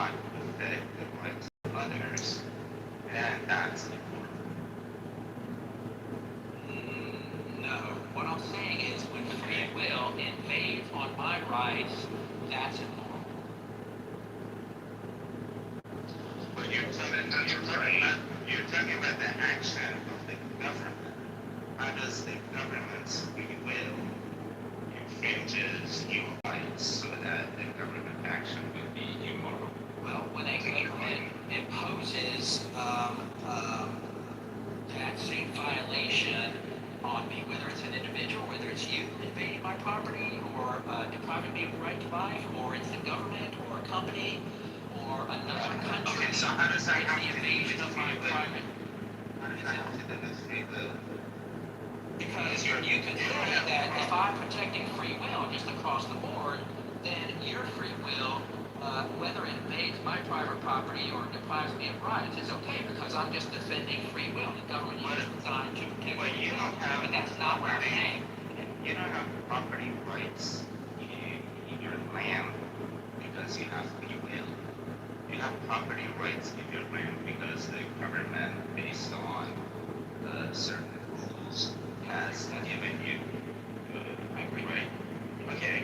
Sure. So then, if I come and trespass on your property, how have I violated your free will? You haven't invaded my free will. You've invaded my property. You deprived me of my sovereignty over my land. So basically, deprivation of your rights is not 100% correlated with whether you have free will or not. You have certain rights, and you have whether or not you have free will. Are you familiar with John Stuart Mill's claim or Can you the freedom to swing your fist ends when it hits my face? Have you heard that statement? So that's where your free will to swing your fist violates my rights when it hits my face.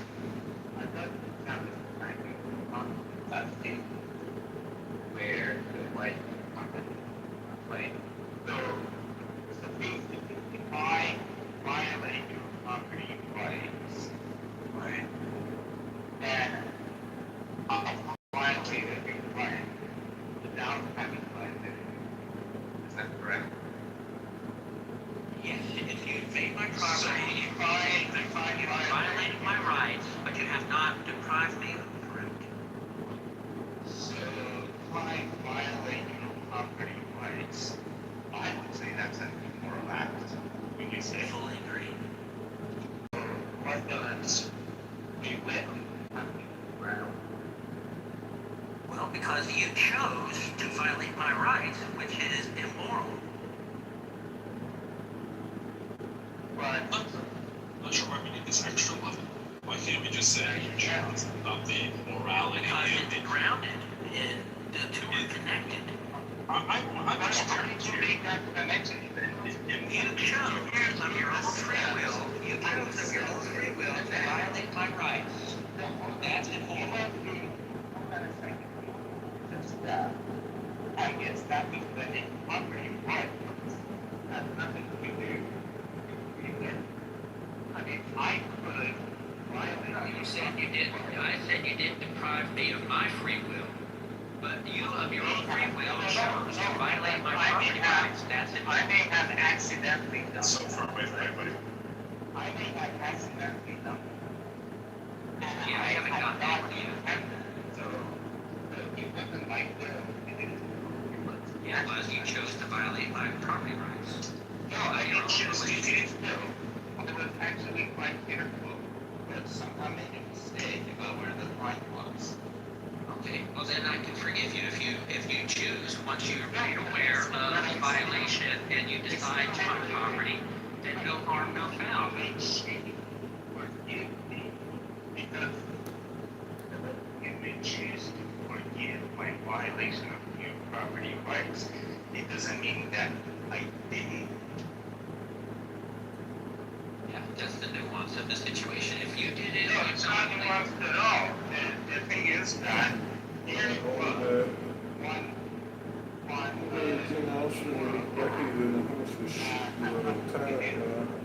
they're asking to be with. So I again, as you think the place was, one of the we lived and morality for our They show I'll one explain it example again. that they're not connected. I'll explain it again. So in your situation, in your hypothetical, you said that you invade my property, but you didn't mean to. And so that's different, fundamentally different than someone invading my property. And what I said, which was coming to steal my stuff or hurt my family. So you changed the context of the situation by saying that you would be willing to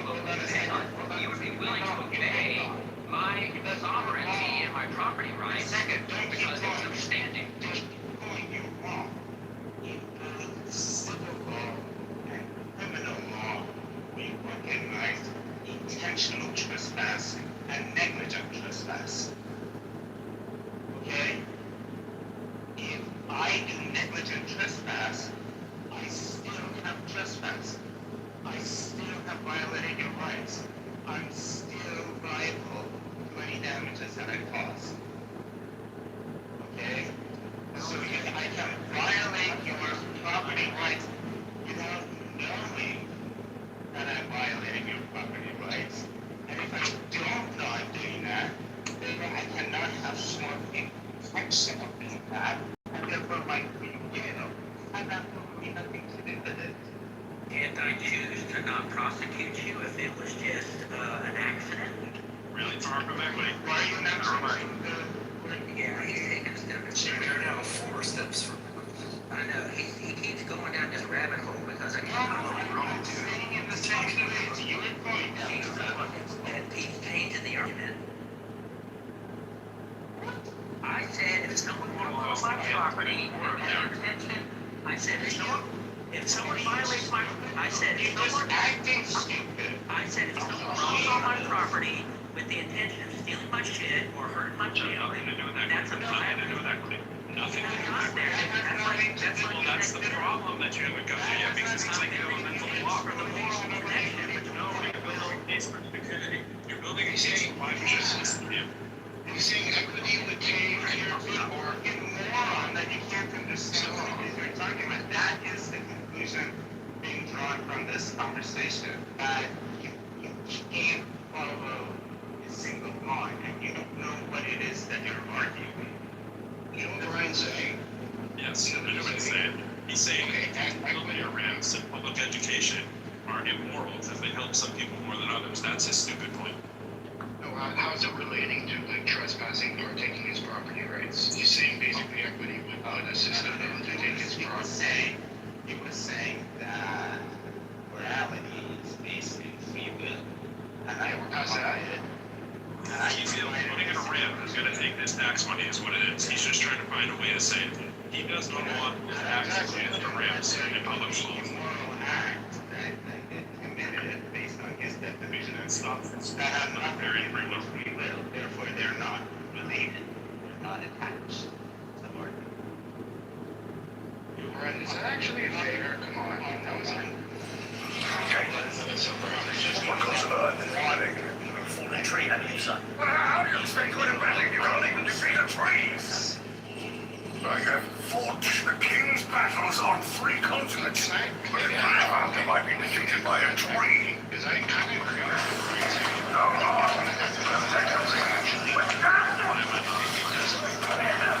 Henry, David, look who's here. Mate, take it down. Seems your spirit is actually. I give an axe and have to slip this tree.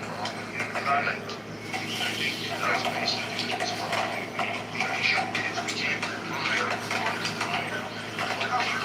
Seems to be the delay. Oh, sir, Colonel. There's no damn road. Just because you do that, That's the delay. Washington, see, friends. Why do they know where the king's red? Or at least try. Go around as you form some fake bastards. Indigo, wild around here.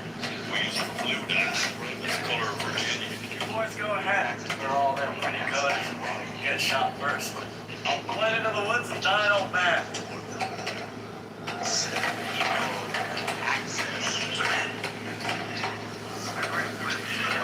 Your red time. Wait. That doesn't already exist.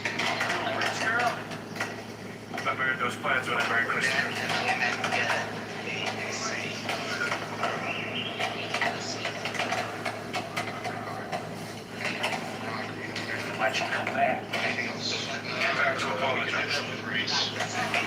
My mission was selfish. I owe it to every single one of you. I cannot repay. When the time comes for battle, I'll be there.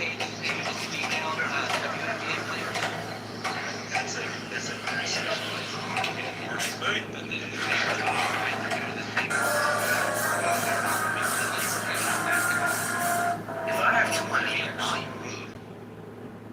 Will you fucking shut up? Let me answer your question. Jesus Christ. It's the same work. It's exactly the same work. Not the same work. They don't move. They don't move the same number It's a different of product. guys. One product sells for a lot, and one product doesn't sell for much. They are two different. They are two completely different employers, and the answer to the question, if I may, is they are. They're in the same marketplace, but they're not the same product. No, they're not in the same market. It's like saying that RC Cola is the same as Coca-Cola. No, here's what it's. If I may, very. But they're not the same thing. They're not. If they don't taste the same.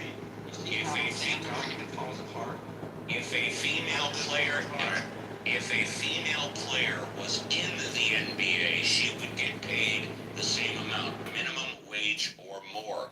NBA is different than the NBA. Firstly, the WNBA loses money. Secondly, the NBA subsidizes the WNBA. The answer to the question is female players would get paid the same if they were in the NBA, but they're not. No, they wouldn't. Yes, they would. If I'm not mistaken, Hold on a sec. That's a stupid argument. Really? Because it's not a factual argument. It's an opinion argument. We don't know. The question is, would they get paid the same? And the answer is, if they were in the NBA, they would. No.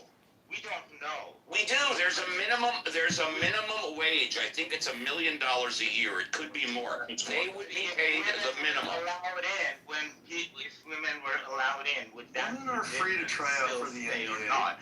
Let's not argue that point. That's not the point. That's not the point we're arguing. Okay? The thing is that doing the same job and WNBA and NBA are not doing the same job because you're not doing the same number of products. You're not selling the same amount of ads. Ad space is not worth as much, and therefore it is not the same job. That's what I said. It's a different job. It's being like this the CEO falls apart, of a startup dude. company. It's like being the CEO of a startup company versus being the CEO of Exxon. They're both CEOs, but they're completely different jobs. And so yes, the CEO of startup company doesn't get paid as much as the CEO of Exxon, even though they're both CEOs. Yeah, What it's like about my OnlyFans, though? My OnlyFans doesn't make as much as the average female. Why is this the case? This gender inequality, I should be equitized, right? I'm being serious. I think you guys are all talking If past that's each other. serious, then you shouldn't That's not what equity is. engage in You guys are talking all past each other because women's basketball and men's, they compete in the same overreaching sport and entertainment, but to target different consumer audiences. Their viewership and revenue is different, target demographics is different, and their shared infrastructure and labor markets are completely different. But it's the same, but the market should hold. The CEO of my company and the CEO of Pfizer play in the same space, which is pharmaceutical companies. My company is not the same as Pfizer. My company is at most $15 million in valuations, whereas Pfizer is probably $15 billion in valuations, if not more. I do have a Right? solution. So you can't say just because these two guys are CEOs of pharmaceutical companies, they should be equal. It should be equitable, meaning that my CEO should have had the same opportunities as the Pfizer CEO to become a Pfizer CEO. But through the choices that he made, he didn't become that. There's an interesting thing here. So pro sports is very socialist. When you look at the NBA, it's a very, very socialist agreement that works incredibly well for the super elite capitalists that run the league, right? They enact things like profit sharing. There is probably no better example of socialism than profit sharing, so that the league can't fail. Right? The NFL makes sure that the best teams, when they play the worst teams, it's not just you keeping the gate of your worst team games, you're sharing the gate of the best team games. When the jerseys sell, the money from the best players also gets redistributed to the teams with the worst players. That's not socialism. It is socialism. It's a major aspect of socialism. No, socialism? Read it. No, I know very well what it is. Just allow me to finish, and you can tell me why I'm wrong. The ideas of redistribution of wealth inside of that little closed society are borrowing some of the best elements from socialism to make sure that it keeps going. When they have salary caps, there's all kinds of instrumentations that are to leverage the owner's ridiculous wealth, right, to keep it and to make sure it works. The interesting thing is, if you took the WNBA and you now pitted them against, let's say, college basketball players, let's say men, I bet you would get a very, very well-received crowd to watch that game. And now that NIL agreements are in place and college students can make money, I bet both would have a field day. I don't know if anybody's thought about it, proposed it, or put it on the table, but if you started up a league of women playing with men at, let's say, the college level, even if it was D2, whatever level we need to do to have at least some close parity, I'm quite sure that it would be a very profitable enterprise for both the owners and the students who are profiting off the NIL deals. And you could kind of put some of that to bed, where women would be able to make some of the same money that men are making, and you would probably inflate some of those college players who aren't making the same as D1 players. Just an interesting. Respectfully, I think the notion that is socialism is incorrect, and here's why. Socialism, as you can see in my PTR, if you read Marx, it's the abolition of private property. It's the state-owned grocery stores that Mondami is proposing in New York City. The government does not in any way limit or control the salaries or revenues of NBA teams. They are perfectly free to make all the money they can in the private market. If people want to buy a jersey or a ticket or a season or whatever, that is up to the free market to determine doses and revenues and all of that. Just because on the tail end they some of that money to keep lesser revenue generating teams is not socialism. Socialism is the gut-run, controlled corporation or industry. If it was socialism, the government would be dictating to the NBA how much money how much they could pay, how much they could charge for tickets, all of those things. You conflated some communism. You did that wrong. You conflated some communism Socialism in them. so wrong. Because socialism allows for private ownership of property. Communism does not, Brian. That was like the first line you said, and it stuck with me. And the that's second not thing is you're conflating economic socialism with social socialism, which are two different things. One is the government gets involved in the means of economy. The other one, the government is involved in the provision of social services. No, that's so fascism. those are What you're describing is fascism. Fascism is you're totally you're now totally off the reservation. Fascism is where you have the private sector able to generate wealth. It's just the government comes in and dictates where that money That is not fascism, Brian. That is not fascism. You can have capitalism in a fascist hold on a country. second, Brian. By saying that, you have shown that you really are not equal to me in this conversation. I don't think you understand socialism at all. Actually, Brian, it's not my place. How do you think where did fascism come You're from? way below me. Where did fascism come from? I believe the first guy to implement it was Mussolini in Italy. Yeah, and what was the way he operated? So there were private companies, but he got involved with dictating. It has nothing to do with the private companies. Go again. How did he operate as a leader? Well, that's my claim. You tell me. He operated by showing like power and like basically ruling with an iron fist.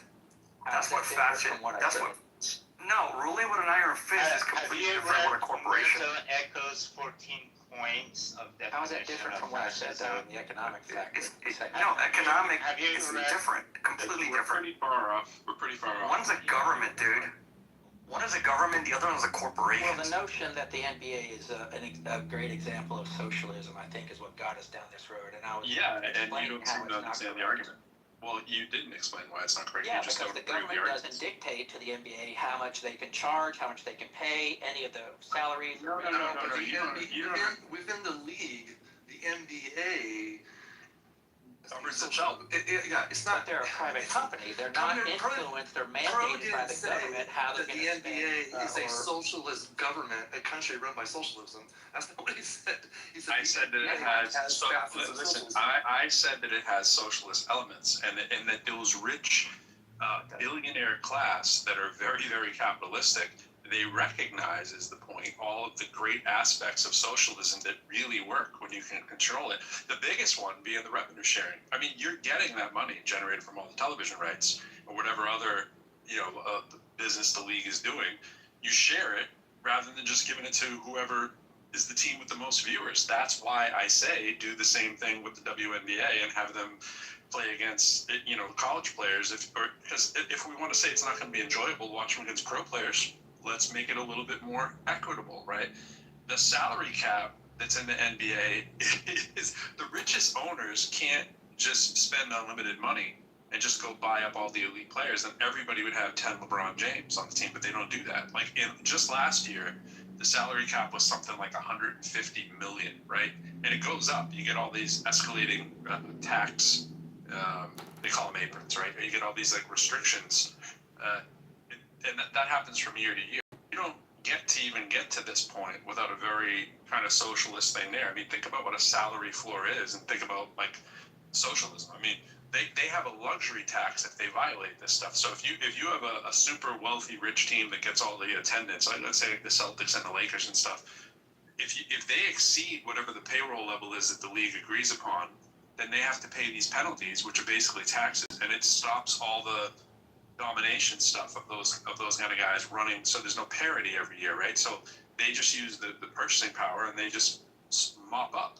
But that keeps the whole league's overall structure, well, for the economy of the structure intact. So if your worst performing teams get to draft first, that's another example of socialism. That's exactly what they do, right? They're making sure. Socialism, if the government mandated, that's how they operate. You're just so stuck on the government. You're just so stuck on the government. You don't understand. Socialism is the government control. Those mechanisms. Okay, thanks for that. Those mechanisms the pros describing, like letting the less successful teams draft earlier. I forget. I don't know all the different socialism is not just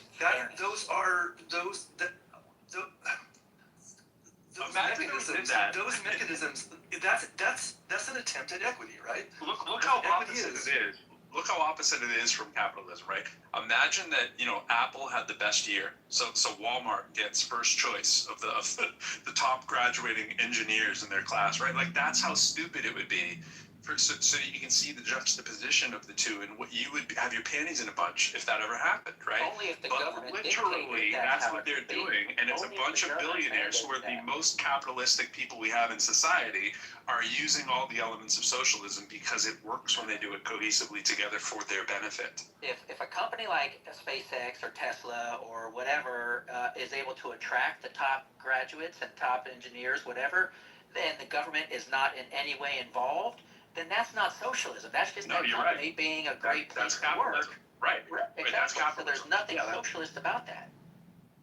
Right. No, I agree with you. That's pretty capitalist. That's kind of what we do. What I'm saying is if you want to bring more equity into it, which was the conversation, you do what these capitalists are doing in their little fake created universe and government that creates unprecedented wealth, right? The maximum salaries, right? Like your best employee. Imagine that you said you would be devastated if all of a sudden we said, well, the CEOs can only make $10 million a year. I mean, I would be advocating for it, and so are they, right?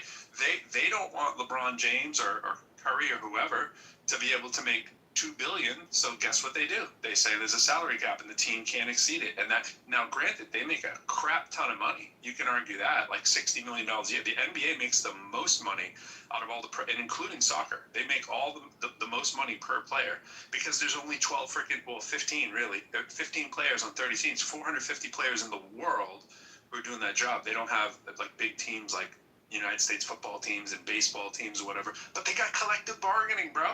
The players sit around, they organize, they have a union. What does that sound like, right? They negotiate the whatever the compensation is, right? And the stuff that other capitalists get their panties in a bunch for, but this works. This makes the league go around, and it makes the rich get richer. It makes the workers get relatively rich by comparison, and everybody's pretty happy in that fake little bubble world. Now, the problem with it is the regular person can't afford the commodity. So you can argue that there's some issues there too. But it's not stopping that thing from being super hyper capitalistic to everybody else's accord. Because it sounds crazy to say the NBA is socialist, but they really are. It's just that there's a bunch of elite capitalists running the scene behind it. And that's all people, they share income. Question, Pro, can we go back to is equity in education immoral? Because that's what you were really, like, we kind of, like, diverged from that. Oh, that was, you mean like, is it immoral to have a wheelchair ramp? Well, equity in education, is it immoral? That's what you were saying earlier that Brian was disagreeing. It sounds like you'd be disagreeing with the idea that we should have a wheelchair ramp. No, I don't think so. I think that it depends entirely how it's defined and implemented. Like if you say education, and I'm talking about education like lowering academic standards or restricting advanced programs just to get more equity in there, that's immoral, or it could be argued as that. But well, is it illegal? Wait, right. Miguel, hold on a sec. The equity in education will look exactly the same way as Pro described equity in the NBA. All NBA players are qualified to be in the NBA. That's right. But no team will have a monopoly on the top players. And the salary of the players are regulated. But most importantly, this is where equity is not outcome dependent, in that at the draft stage, where we see the most equity being played out, no one will expect that all the teams will win the final. Everybody knows that only one team will win the final. So in that sense, outcome of the NBA season has nothing to do with equity. The draft stage has everything to do with equity. Yeah, the only part about the outcome is, and this is the reason I let that fly before, is because they all want the same outcome. They all want a fair chance to have a chance to win the title. And the owners agree that that is a good thing too. When you have parity, they agree that it's a good thing that everybody has as close to a fair chance as possible. And they've put all the mechanisms in place to do that, and we're calling that equity. Right? Like that's it. I'm not saying it's perfect. I'm just saying it's a really good example of capitalists showing you their true colors of how socialism works well for them, and it's nothing to be scared of. We have it in pro sports, which is the most capitalistic kind of thing that you can think on one hand. And back to the very beginning of the room, we can, as intelligent people, come up with systems that work better than the ones that we have. You don't have to booty clap for the United States all day long just because you're from here and think somehow if you want to criticize it that you're like a communist or something. Bro, it is clear that pure capitalism is a pipe dream. It is clear that pure communism is a pipe dream. The truth is you can have more communist aspects into your capitalism without spoiling the punch. There are some things that work. There are some socialist things that work. And I understand socialism is sort of a step towards, pure communism, and people get upset because of the original documents and say, well, this is just a step to get there. And you have things like you have quoted in your book there that you're scared of. But it's like sane people aren't really trying to say that we want pure communism in the United States. Right? Nobody's trying to do that. It wouldn't even make sense here. But what would make sense are a lot of the elements from socialism that seem to work. And yes, along the way, they bring in a little bit of equity, parity, whatever you want to call it. But it's not saying everybody gets a trophy, bro. It's not what it's doing. So is equity fair? And the answer is, how do you define fairness? On the one hand, people. During the NBA draft, equity is not fair at all on the one hand, because the team that worked the hardest and did the best during the regular season gets the last spot on the draft, and the team who just sat around and drank beer gets the first spot, right? So in that sense, equity is not fair at all. But if you look at the overall system where this plays in, not individual teams, but the overall NBA draft system, then you see that, yeah, overall it is fair, even though on the individual level it may be extremely unfair. That's right. And everybody agrees that that makes more sense than the alternative. They all say, hey, we can imagine ourselves being at the bottom of the pool there. What would we want if we were at the bottom? What would the average team want? Let's not just think of Elon Musk with your example of the poor guy at the top, right? Everybody sees that you can get a chance to be the rich guy at top, and that, everybody sees that you could be on the bottom. And if we set it up so that it's lopsided, it's going to eat itself at some point, like we have done in the United States. Capitalism has eaten itself. That's why we run a deficit. Which is why the people who are the teams who are on the top, like the owners of those teams are on the top. There's a reason why they're not like complaining about the system. Look at equity, man. Like because they recognize that this is there's a way to run a team and there's a way to run a league, right? And the way to run the league, well, they probably do complain, of course. They want to increase the salary cap, but they still understand that there have to be some constraints on the top. Wait. So that the entire league prospers, right? The entire league, the franchise, the brand, the NBA brand is going to be worth more if it's like an interesting season, right? So everybody's kind of bought into this idea, like, and which is the exact same reason why I think, like, even though it might cost me a little more, I think we should have better access to healthcare in this country. Because if people are healthier, the country will do better. People will do better in school and work, and we will be more prosperous and all these things. Because like even if I have to pay a little more or someone else, because I can actually, the thing Pro said is super important. And just that idea that you can imagine, like, well, what, next season we might be the bottom team, right? Like the things can happen pretty fast in pro sports. So like you have to vote as if you might be in that position, and They have rules, like, and I know you want to say something, Ryan. Let me just say this. They have rules, too, in the NBA where it's like Jason Tatum obviously blew out his leg a couple years ago, right? They have rules that go up for debate every now and then that are like, can we get an exemption for a horrific injury? And you know what? Teams kind of go, yeah, we can. And they vote on whether, this particular injury qualifies. If a player dies, right, they think about it. And it's not just because the rich ruling class get to make the rules. Brian, I heard you start to say something about, like, maybe implying that the owners would want to increase the salary cap. That's not true across the board. It's the players who'd want to increase the salary cap. You might have a few wealthy, super rich teams and a few teams that just historically have done better than others who may slightly favor that. But overall, the owners are fighting against paying the workers more money, just like any capitalist society, right? They don't really want the workers getting paid $1 billion each. That's not helpful for their business. Yeah, that's accurate. I was going to say, I think it's interesting to inside the NBA and talk about equity and outcomes and resources and fairness with the draft lottery and things like that. But I think ultimately it's kind of a specious argument, because it's still an unregulated. What I mean is, it's not a government interfered with company or industry. I think a better comparison would be, say, the NFL versus the XFL. So you have two competing,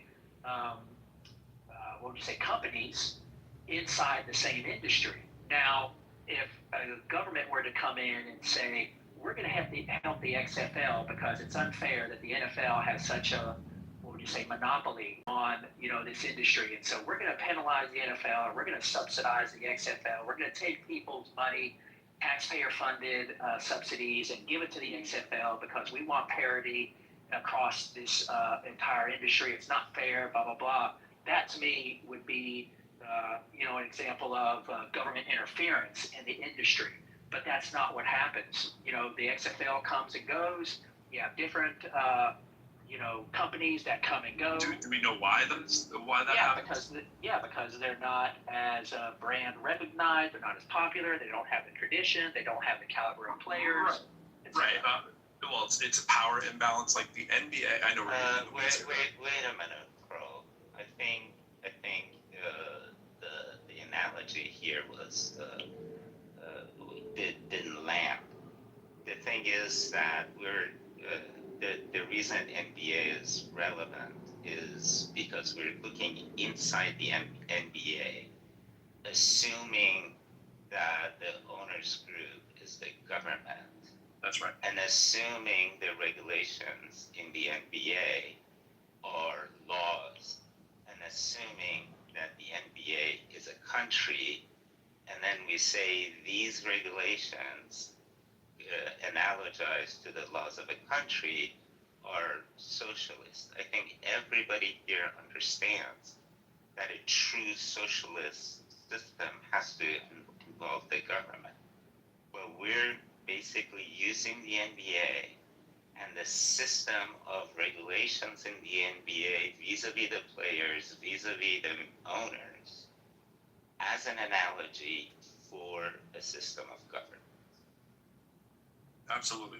No, it's good to reiterate that. I think just think of that as a country, comparing it to the other country that you're about to compare it to, which would be the XFL, right? The other country maybe wasn't able to compete. It's like saying the other country couldn't go to war with us. Yes, it's another tip in the hat for why that is a good model, right? You made a very profitable, strong entity that can do well, i.e. you want to make a strong country, right? That would be sustainable.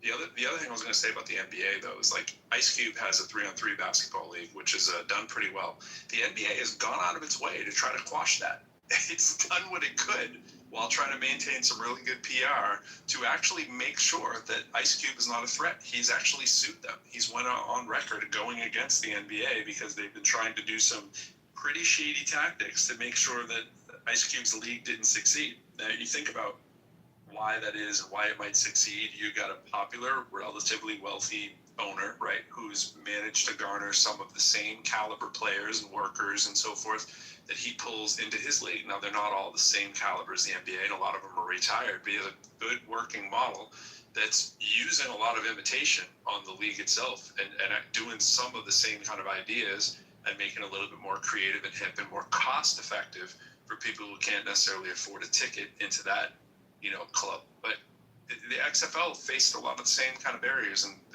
it's hard to compete with billionaire money, right? It's hard to compete with our military. It's hard to compete with somebody who's pretty strong and can print money. Like all these things, there's differences we can run down in the analogies, but I think the point Sam's reiterating is the important one, is that if you create something that's healthy and you can see that doing that needs to have some socialistic elements to business to make it work. And they're telling you that. And there's the punchline. Well, I think I can see where if the government got involved in helping to, let's say, squash or limit the 3-on-3 league from Ice Cube, then that would be a foul. But if it's just the NBA, maneuvering its what would you say, advertising, leverage. Yeah, it's leverage, then that's fine. If the product is that good and the demand is there for a 3-on-3 league or the XFL, it's going to be just like Netflix. Netflix came up and stuck up on Blockbuster, if you remember, 20 years ago, 25 years ago, and they were, dismissed as just a, rent DVDs to your house, right? And now they're one of the biggest companies in America. So if the demand is there, the business model is good, then that company is going to overcome. And if it doesn't, then there's a reason. And only when the government gets involved to subsidize, like Solyndra or some bullshit like that, that's where I have a problem with it. That's where I think government interferes unnecessarily and inappropriately in the economy. The fact that you're bringing government back up again, I don't think you heard what Sam said. I don't think you understand how analogies work. Like the NBA is an analogy of it's a big organization, it's a big system, right? And within that system, they have found, like in a lot of big systems, certain, let's call them socialistic mechanisms are kind of necessary and make a better product. Yeah, you keep on saying like, yeah, well, if the government did it, I don't. But if the NBA does it, that's fine. No, but what you're conceding is that, well, these socialist, let's say, mechanisms like equity or whatever, if they work inside that large organization, that they work inside other large organizations, then those kind of things also, work in the way a country operates. And to simply dismiss them, hold on, to simply dismiss them because you're using the S word is silly. Like these are potentially powerful tools that we already use, right? We already have roads and fire departments and stuff. We accepted socialism. It's just the argument. Well, where does it apply and where doesn't it apply? But you keep sort of popping out of the analogy and start talking about the government again and stuff. And it's like, stop doing that because that's not how analogies work. The difference is that the government has the exclusive monopoly on force. So if a company the NBA or another country, the NBA has exclusive use of I don't know no, they don't. red cards within NBA games, something like that. They sure do. They sure do, bro. They find. Do they have red cards? I'm sorry. Do they have red cards in the NBA? Check this out. Check out the communism that they have. Right. This is what the NBA does. If you say anything about the official, you're fined $50,000. $40,000 is, I think, the baseline. It used to be 30. If a player says those refs sucked, you're fined immediately, and that money gets pooled to the rest of the league. And the players have actually argued, like, where does that money actually go? We need to actually see the money trail, right? That's just one way, right? If you have too many technical fouls, they can kick your player out for the game, right? They do these kind of things. And to the Ice Cube analogy, it's like that's what Ice Cube was saying. Ice Cube's main point with their lawsuit, they went to the DOJ. So it wasn't like some small thing, right? They're saying, look, you don't beat us, the little guy, the smaller competitor on the court. You guys got to control the doors leading to your court, right? Like it's all the money and the television and the talent and the officials. The NBA is like, you can't use our officials. The NBA is like, so the NBA really got salty really quickly. Well, you can argue there's something wrong with that because you're banning the freedom that you don't like of that individual official to go and make money elsewhere, right? When that was never a thing before. There was no exclusive referee thing before. Like, there's nothing stopping. There's not a shortage on qualified referees. I mean, there's nothing there is. stopping. Oh, yes, there is. There's nothing stopping college referees. No, I just want to stop you there. Yes, there is. There is a shortage. I'm a referee. I'm a high school referee and a baseball umpire. There is a massive shortage. Anybody can go to pursue that. Right. But it's very hard. Yeah. Can an NBA ref There's nothing preventing go and me or do you anyone have a else problem, from becoming a Brian, referee? with interrupting constantly? Can you just stop that? Bro, can an NBA ref go, say, like, ref a D1? Yeah, of course. A lot of times they're the same. So they can do that, but they specifically Right. can't do the 3-on-3. Yeah. So I mean, that's just one of the things, right? There's a whole host of things that Ice Cube had laid out in his allegations. I don't remember what they all were. You guys can look them up if you were really curious. But my point is that he was coming in and saying, look, you guys aren't trying to, like, let us work, and you guys are doing all these things. Like, even though these big three players, they play largely in the NBA offseason, the NBA got pissed when Jaylen Brown played. He played in 2023. He was in the All-Star game. And he did, and it was like he was the first guy who actively came out and played in the big three. And they were like, whoa, wait a minute, we got to start, rethinking this. Can we let our active players play in here? And they started trying to, say, not only can the players not play, that we don't want the referees to referee. Anything they could do to sort of sabotage the competition, right? So it's like, of course they're going to do whatever they did. There's a whole bunch of the stuff are allegations, right? I don't know how much of it is true, whatever. I'm not even saying that I know all that, but he says all this stuff about they were pressuring the the advertisers and the media partners and all that stuff. I don't know the level of what that's true is, but it's easy to imagine that some of that stuff is probably true, right? That the NBA probably has the power and might to do some of those things that the allegations are saying. Now, despite that, he's actually doing pretty well for himself, the league, and there's other little leagues popping up around that are looking the same. There's a women's one popping up and all this kind of stuff too, so pretty interesting. But yeah, I taught a class on this, a couple classes on this stuff, and I'm just continue to be fascinated by sports owners and sports ownership and just all of the socialistic elements that are in there that make them run and be super successful, ironically, right, in the most capitalist country in the world, right? You would think that we're like going to like an NBA game or any kind of like top tier sports game, like they're prohibitively expensive for most people. Hundreds of dollars a ticket for even just like lame games, right? You would think offering some kind of B League, minor league, some kind of option for people to go see basketball in person more would only grow the interest in. So whenever I hear about these kind of protections, I always think, like, these guys are just shooting themselves in the foot. Like, who cares? Let Ice-T's thing, like it's probably not going to be a thing, right? Ice Cube. If somebody Ice-T, Ice Cube, sorry. They're both ID. Like it doesn't seem like it's going to hurt the NBA. Even if it were to become a big deal, it would probably help the NBA.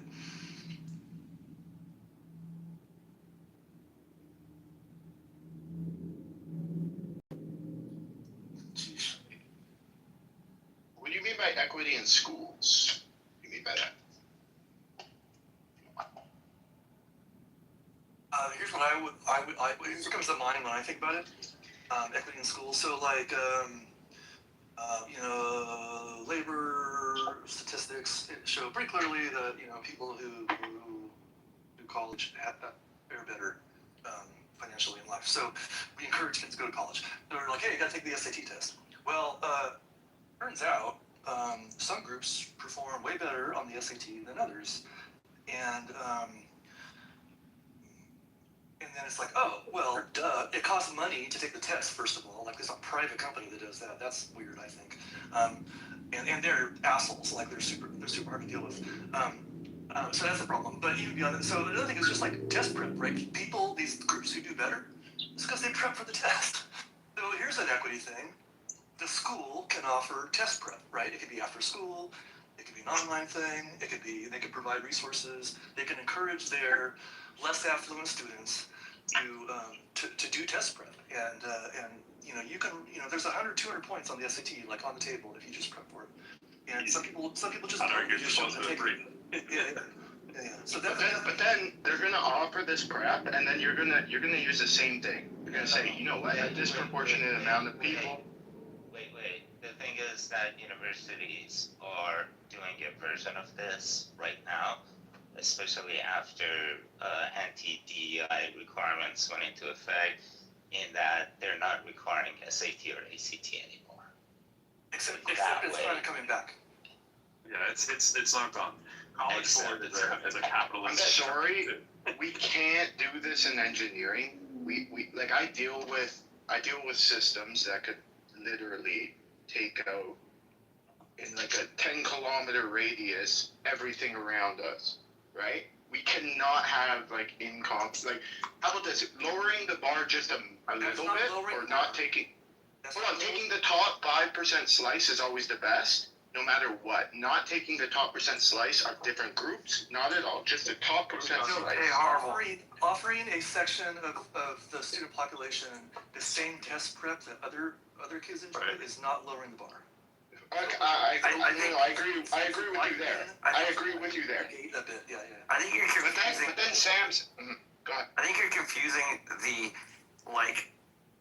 resource equity versus the ability for everybody to equally have resources is not the same as selecting the top guys. You're obviously going to select the top percentage of your class, if you're an employer. Are going to be different people in that class once they have access to tutoring. I tutored the SAT for 3 years. I couldn't stand doing it. I did it because I was desperate to do it and because it paid really good money, right? I did both the verbal and the math portion. And the first thing that you're taught when you're tutoring for any of the good companies out there, the first thing you're taught is the guessing strategy, right? And I'm sure some of you have heard about that, right? You're teaching the guessing strategy of if you're a good student, you know, an excellent student, a poor student, a sucky student. There's a guessing strategy to just use mathematics on your side to weigh against the penalty of guessing, which is a real thing on the SAT, so that you can teach students where they stand and what probability-wise, if they're going to get a bigger deduction by guessing or not, depending on their grades and their strength, right? That's the first thing you do. That's pretty wild. Now that's test-taking strategy, right? There's more test-taking strategy too. Stuff like if you find a question that you're taking more than a minute or two on, you're probably doing it the wrong way because the SAT is not looking for high-level kind of calculation. Those of you who did the SAT and did pretty well as a kid, I guess you'd be pretty surprised that you'd probably have pretty close to a perfect score as an adult if you even just reviewed through the material for like a couple weeks. You'd be like, holy crap, because your strategy of taking tests as you get older, smarter, wiser gets a little better, assuming you're not completely rusty. You're going to increase points magically just because you're a more competent, aware person of how the world works and strategies and so forth. And if you ever sat through just a few hours of that as a competent, mature adult who isn't just being forced to eat their broccoli because mom or dad wanted you to take this crazy test when you didn't want to and you'd rather be out swimming with your friends in the summer, which is why I did not like tutoring, you know, it's going to make all the difference when you're an adult. But there's so much behind that. And then you look at the research of everybody who's had this kind of access and people who have not. And it's like, duh, that's why there was so much pushback to this stuff for so many years. But College Board is the company behind this, right? They do the AccuPlacer and the SATs and all this stuff. They are a very capitalistic company too. They do not want to go out of business. They want it to be worth merit. They want there to be a thing that says we must use this metric to determine who the smart people are. And unfortunately, SAT prediction is, you know, I would say still used and is still pretty heavily biased towards one group of people, just culturally from the way that it's examined. I don't believe it's culturally biased. Because it says yacht, you expect white kids to like, oh, I know what yacht is. Really? Well, I mean, yeah, pretty much. Like that's the kind of thing. There's a high bar of certain kinds of language. Yeah, that thing does exist, and it is kind of a really. It's not just that it's white kids. It's just people who have. My first language wasn't English. My first language wasn't English, brother. Well, it's like But it wasn't just because you're a certain race that you don't have access to that. It could be anybody whose income class doesn't get them there too. We're really talking about people who are the haves and have-nots in society, not so much with their races. But yeah, a lot of times there's a correlation there, but it's not exclusively to that. Like it's very easy to use coded language on a test, and it doesn't even have to be intentional. A lot of times it's just the people giving the test are from a certain culture and they're writing a thing that they think everybody would understand. You could go through and circle the words on an SAT that jump out at you as like, wait a minute, a kid who doesn't have access to this kind of funding to take this test is not going to have access to that vocabulary word on all things being equal. I mean, and I saw what Aisha wrote there in a comment, like, your points as an adult won't go up that miraculously. I was not a stud on the essay. I was a 690 in high school. I'm a perfect score as an adult. And I was a perfect score to my shock and chagrin after only going through the SAT a couple hours with an SAT book that I bought at a yard sale for $1, tutoring a high school kid. That was the only experience that I ever had. And then I went to the place to go tutor, and I was like, they were like, hey, you want to take the test? And I was like, yeah. And I took the test and I got a perfect score. So that's a big jump, right? Going from a 690 to an 800 with nothing else, no kind of like prepping and prodding for that, except the difference of classes that I had as a college student years before that, right? That was it. So, I mean, I'm assuming the adult has maybe gone to college, right? And maybe had life experiences that would make them better at test taking, is all I'm saying.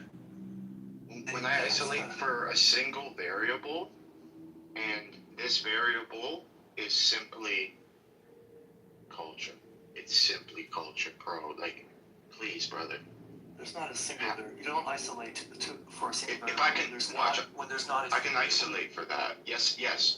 Just a Sri Lankan or whatever who's just as dark skinned, so you can't use race. Just as poor, so you can't use monetary whatever class, right? Tends to be prioritized in studying versus, let's just say, I know how to fix the black community. I get it. I know how. It's not throwing money. It doesn't work. If you want to grow up idolizing someone that's in jail and stuff like this, that's the problem. That's what happens with low income and 50 years of all the Democratic politics. Thanks, Horrible. Thanks for playing. That was one too many offenses in a row that we can't really listen. We were talking about race. Just had to insert that in there. I mean, I guess we were obliquely in some ways, but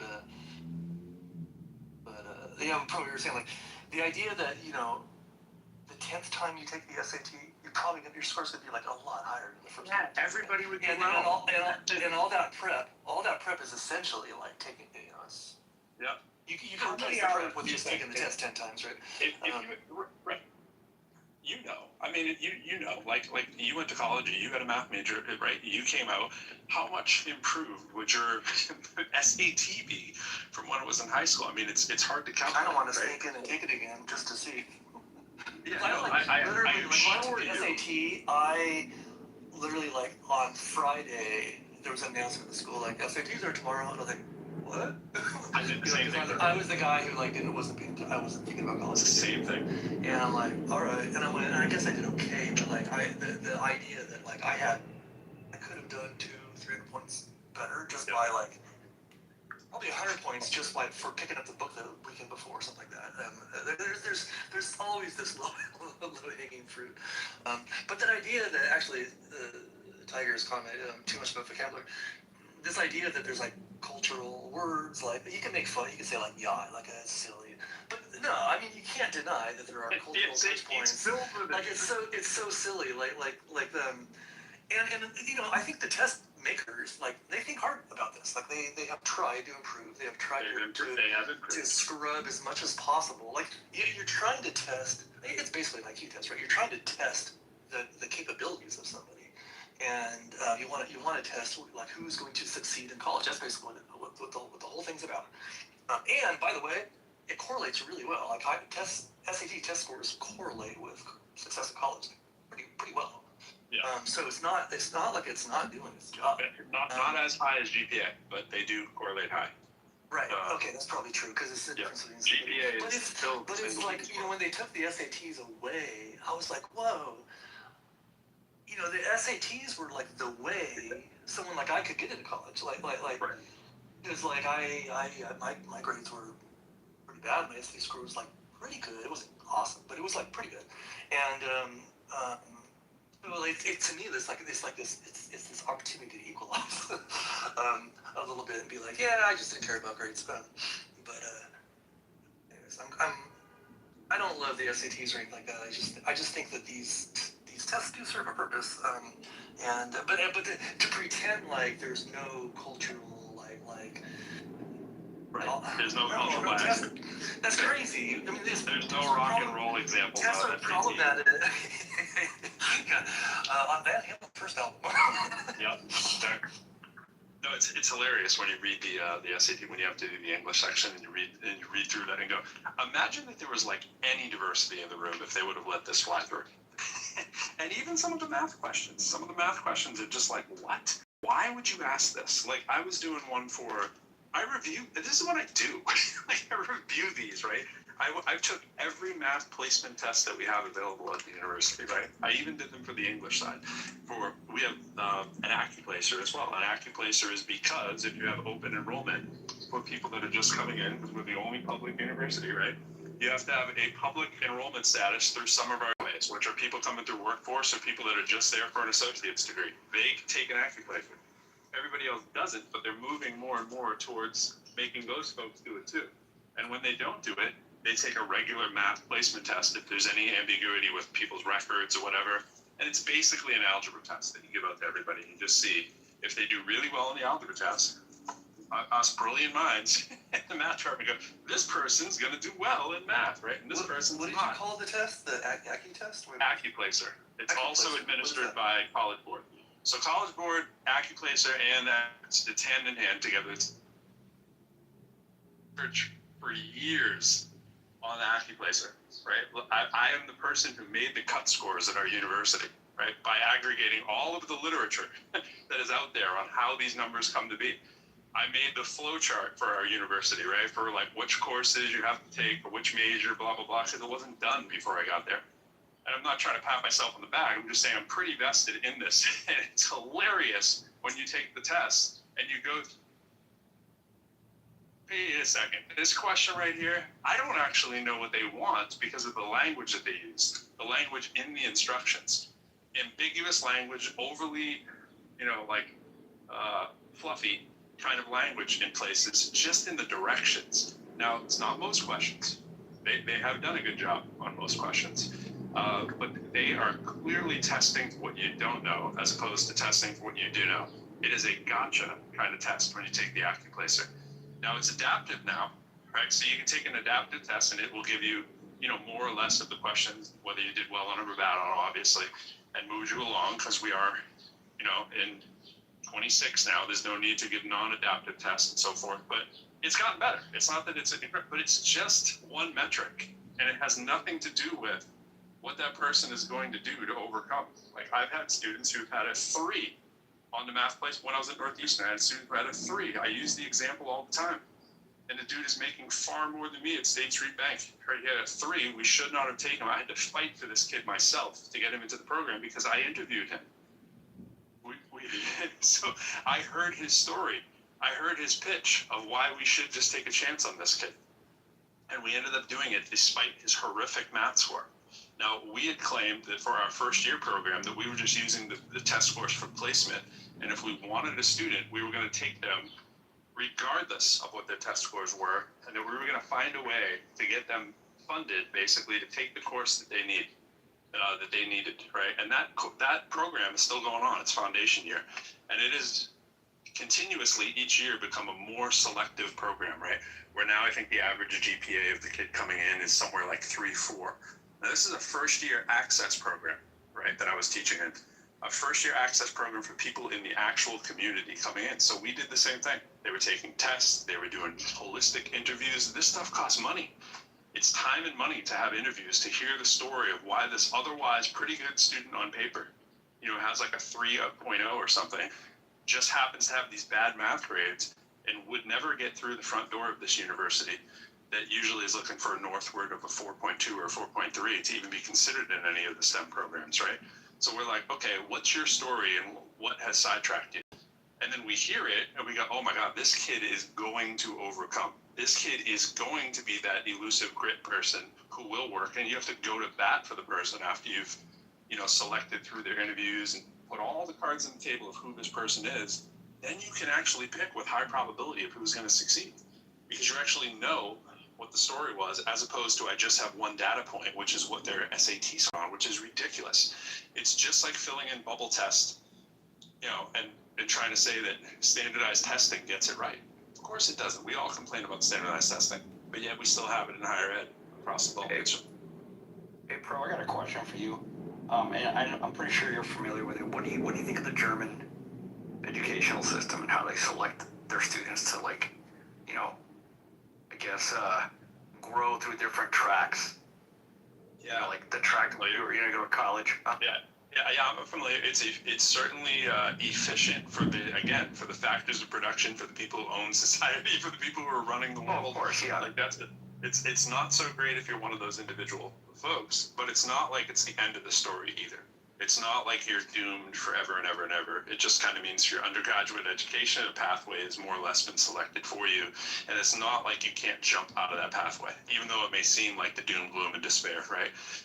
Suicide numbers aren't as high there as they are in some of the Southeast Asian countries, though. So, there's that. But, look at like MIT, which has massive amounts of people from countries that are high on the suicide rate. It was one of the highest suicide rate schools there are in the world, not because they had an influx of German students. And I'm only using this to illustrate that it depends who you're looking at it from. Like for the student outcomes, or for the owners of business outcome, or for the country on a whole.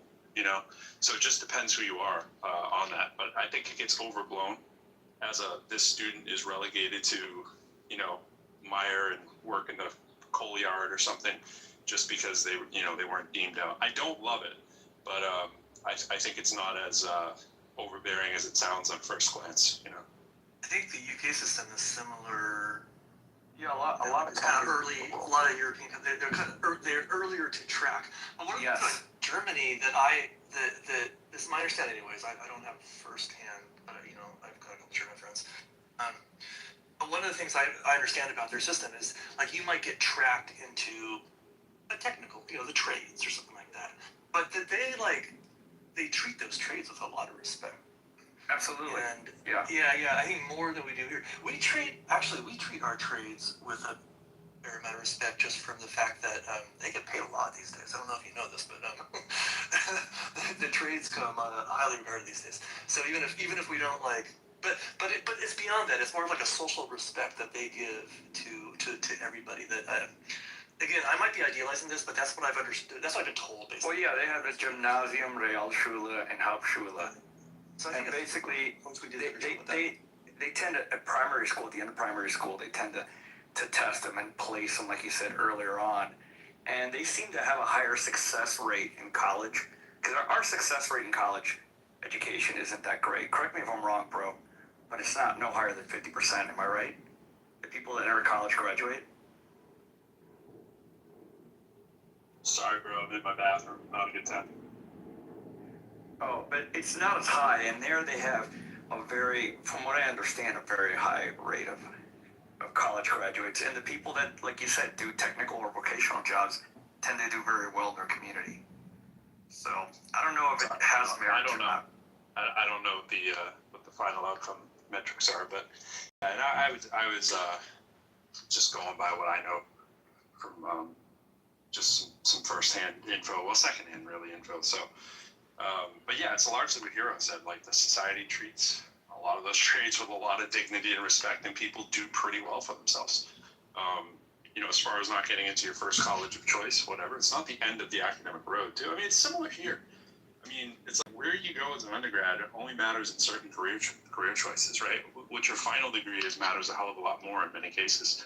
That's not to say that you're gonna, pass your GREs or whatever easily, whatever, but it's not the end of the road, at the end of the day. And people there I guess you could argue there's more equity there in some cases for certain parts of the sector, but I don't love it. I don't like the idea of it in a pure sense, but there's aspects of it where at least get why. But it's hard to come in from our cultural viewpoint and say, yeah, this sucks, you shouldn't do this, or whatever. I mean, Germany's an interesting package of goods, Well, in the U.S., there's sort of a bad history with tracking.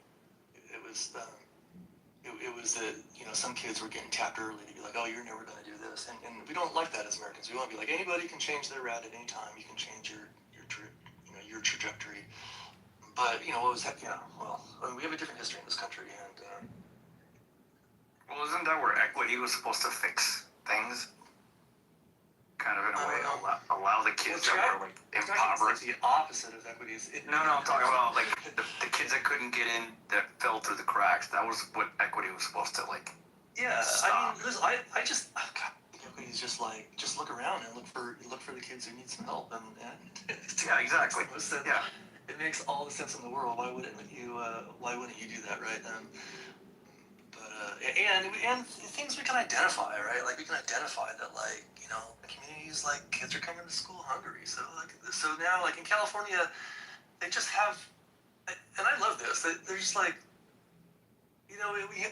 they had cafeterias, they had discounted lunches, they had these different programs, and then some schools didn't really have cafeterias at all, and so there weren't really many options. And the full free lunch program had like what do you call it, like a stigma. And then at some point they're like, why don't we just offer free food? Like it's not much more expensive. Like managing the whole program, it's got administrative. It's just offer free food to everybody. And some kids are going to take it. And so that's what they have now. That's all. I think all the high schools in California, certainly around me. Not all the food is free, but there's like free options. And my kids go to a pretty affluent school, and they basically have like a Starbucks. I mean, it's not a Starbucks, but they basically they turned it in to like a bit of a cafe. It's like a study area. It's kind of cool. People go and they can. So it's like in a way at that school it wasn't really necessary, but in some of the schools I've been at recently, like it's necessary. Like kids come in there and they're golf. They have a brunch break. The first 2 classes and then they have brunch. I thought it was funny that they called it that. But it's like, anyways, addressing these concerns kind of makes sense in a lot of ways. It's not just about kids don't get enough food. That helps create community. Kids who eat together. Anyways, I think these are identifying these things and just being like, oh yeah, SAT, or this kid just needs some tutoring, or all these things. Like, it's fairly low-hanging fruit.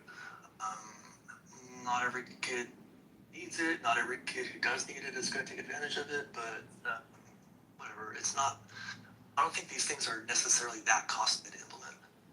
It's just about making better schools. And it's definitely not about lowering standards. Yeah, I totally agree. Although, I mean, that's a problem. That can be a problem too.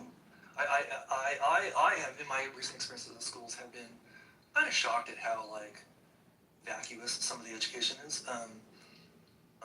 But that's a separate problem. Like equity isn't lowering standards. If standards are being lowered, that's a separate thing and is It's unethical, actually. Possibly concerning. I'm not in a panic with that. I think it's over-reported, but there's a big difference. This is what I've learned recently. Like, massive difference in what class you go to. I was substitute teaching last year, which was a very weird thing to do. But it let me go to a bunch of different classes, and I would have a day full of geometry classes, just for example, and there would be like, I didn't know from looking at the schedule, but it would be very clear that there were different geometry classes, and the type of students, and it would vary quite a bit. So you would get that one AP geometry, or I don't know if there's AP geometry, but there's the higher level and stuff, and it's like, holy shit, these kids are pleasant to work with. They have vocabularies, they can talk in complete sentences. And then in the dumb class, these kids are like grunting and shit. They can barely even form. And I'm like, what are you saying? Like, can you put that into a sentence, please? Like, I don't even know what you're asking for here. Just super distracted, wanting to get up for water every it's like it's a really strange thing to see that in one school, and in a day full of classes that all have the same label. So clearly there's this sorting going on that I don't love, but yeah, I don't have a solution. But the sorting thing is one. It's just weird when it's so early. You know what I mean? Like the German thing, it's just like you're gonna sort them like at whatever age it is. It's ridiculously young, right? It's like that's the thing. That's just the knee-jerk reaction. It's a little Brave New World. Yeah, you are going to be a plumber. Yes, you shall be plumber. No, not Brave. What's the other one? The 3-part series there. Oh man, the movie I think begins with an A. What are they called? When the kids get chosen by you shall be an intellect. And no, it begins with a D. What the hell's the name of that movie? I don't know. Like some dystopian, like teen kind of movie. I actually love them. I just forgot what they're called. Divergent. Leanne just put it to me. I just looked down. I'm like, right after I said it. So, but yeah, Divergent series. It's like you shall be the erudite. It's like, I thought it was a series about calculus. You thought it was a series about what? Calculus? Oh, that's good. That's good. I see what you did there. Yeah, it's weird. Anyways, I mean, I think there's arguments of whether you get more equitable results or whatever, but it certainly doesn't feel equitable when you're telling the third grader, I can't remember the grade, whatever grade it is, it's really early, that you thou shalt be a plumber. It's like, it's great. It's at age 10. It's at age 10, actually. 10? Yeah. Well, what is that, 4th grade? Think about your 18-year-old self and your 22-year-old self. Oh, but that's my point. Wow, it's totally different. That's my point. It's exactly Yeah, it's crazy. When I did the SAT the second time, I was in my 20s, and it's like, and I read about Aisha put there, she has a point. Like, obviously it would be invalid if you've actually gone through the education and then take the test, but that's kind of my point. The point is, the test is actually telling you who is fit to get into this university.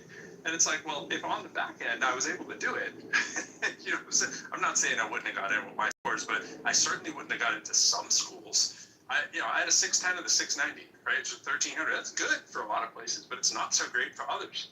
And it was like, I was just like you. I didn't know what the hell I was doing. My parents never took an SAT, or they had no idea. They weren't paying for go to SAT class. They were just like, take the test and shut up. I did get to take a pre-SAT, and so you had a little bit of extra, right, to even go up. I don't know what I had on that, but whatever, you go up, and then it's like you go take it after you did your 4 years. It's like, wait a minute, if I could do this good now, what were we saying that you were going to maybe say that I couldn't get into some of these elite institutions? Like, I didn't go to an elite institution. I went to a state institution. I mean, it was a good state institution, but I came out, and now I can crush it, by the way, on both subjects. And I suck at verbal. I just conned my way through it with good test-taking skills and breaking down Latin and Greek prefixes, right? And that is a major thing, by the way. You can't sleep on that. A little bit of Latin, a little bit of Greek. I mean, you can just figure your way out through a bunch of words. I had no idea what I was talking about. But I can look at a word and say, incorrigible. I mean, I use that example all the time. It's like, I would never say that in a sentence. I probably never said it in a sentence except to explain this sentence, but I can go in, not, able, not able, corrige, core. What is something with begins with core, correct? Corridor, those are straight, not able to be straightened. Okay, now let me think about that with the analogy that, a child is too incorrigible. Like, I get it. You can't straighten out the kid's behavior. All right, duh. Like, is that what we're testing? We're testing our ability to, scam the system, or do you really want to know my vocabulary? Because that's another loaded thing too. But as an adult, we can all go do that, right? Not just the kids that have access to Latin and Greek as a head start. You just get more access and exposure to those words after you go through a system. So what did you pre-predict? That I wouldn't have been a good person to show that I could have high scores, even though I could have got those scores if I had the education? That's what we're saying. With the education to take the pre-test, with the money to take it, and parents that know better, you're going to do better. That's it.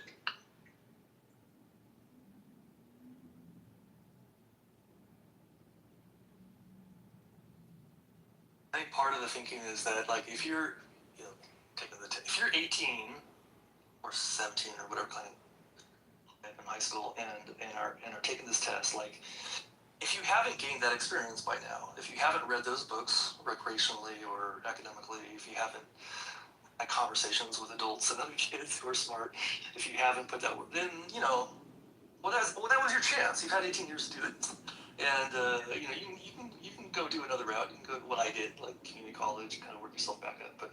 But there is this reality that you're testing these young kids for their capacity to enter university at 18, and frankly, I wasn't ready to do that, but I'm glad I was able to revisit it later. I just wasn't. I don't think my brain was very well developed yet. I agree. I mean, I can't. Bit of a slow launcher. Can't undersell the value of going to a community college for 2 years, finishing out at the state school for 2 years, keeping that cost as low as possible, if not free, right? Maxing out that GPA, getting all you can get out of that, pairing up with as many research professors as you can along the way, right? Taking advantage of pimping college as much as you can, and then having your pick, because now you have a great story of how you actually game the system yourself as someone who was from a have-not situation. But you still got to do all that work. You still have to do well. And that's why I'm always pushing back against the idea that there's some, the elitism kind of thing of higher education, that there's somehow different accredited schools or something out there.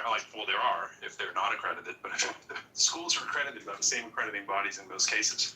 If you're ABET accredited in engineering, you're ABET accredited. It's not like you suddenly now are learning different concepts. You might have better access to people that are doing cooler research and more grant-funded opportunities or more work study. But the idea that you did any less rigorous learning is just weird, right? It's like that booty clapping thing for that is weird, and it stops people from taking the cheaper, more efficient route and doing more equity at the beginning, right? Like get the people who can't necessarily afford it to know that is a viable path. How many kids do you think know that is something that you can do, that you can go to community college basically free in a ton of cities in the country, and that you can basically go for your next 2 years if you get north of a 3.5? Like, that's about it. If you kill it and get a 3.8, not only is it free, you're going to have some accoutrement along the way that you can pick from of when you're a transfer student, because schools love transfer students. It's such a great pathway, and it's such a great thing to talk about, to beat out somebody who went to a higher, standing U.S. News and World Report ranking kind of school. That's how you get in.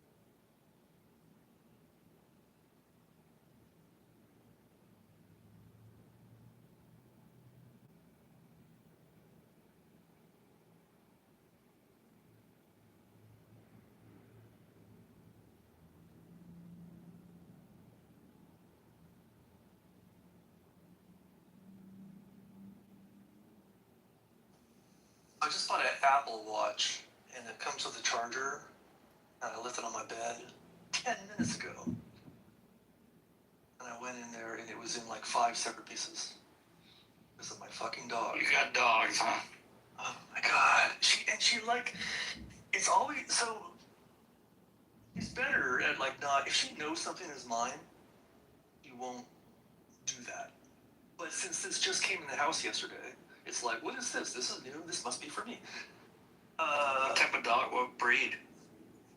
She's do you know what Anatolians are? No, I don't actually. I'll look them up though. Actually look up. It's an Anatolian Pyrenees mix, and if you look up Anatolian Pyrenees mix, you'll get a picture that looks just like my dog. They're actually pretty awesome. But she's a mischievous one. She's got opinions, and she gets bored. I have to keep her. It's kind of on me. I got a little upset at her. I think we have another of these chargers around the house. But I'm like, hey, I might be returning that. I'm keeping that actually. I was thinking of my bias. If I was doing an interview for a student that came from an Ivy League or a really highly ranked school, and you gave me a student who did the pathway that I did, and the GPAs were relatively the same, I'm so much more biased for the person who did the community college to state school thing or modest school. It's just like, that's where my bias lies, only because my experience has been that even before I interview those two people, it's going to be a much more engaging interview with the person who did it the harder way, and had more barriers in their way.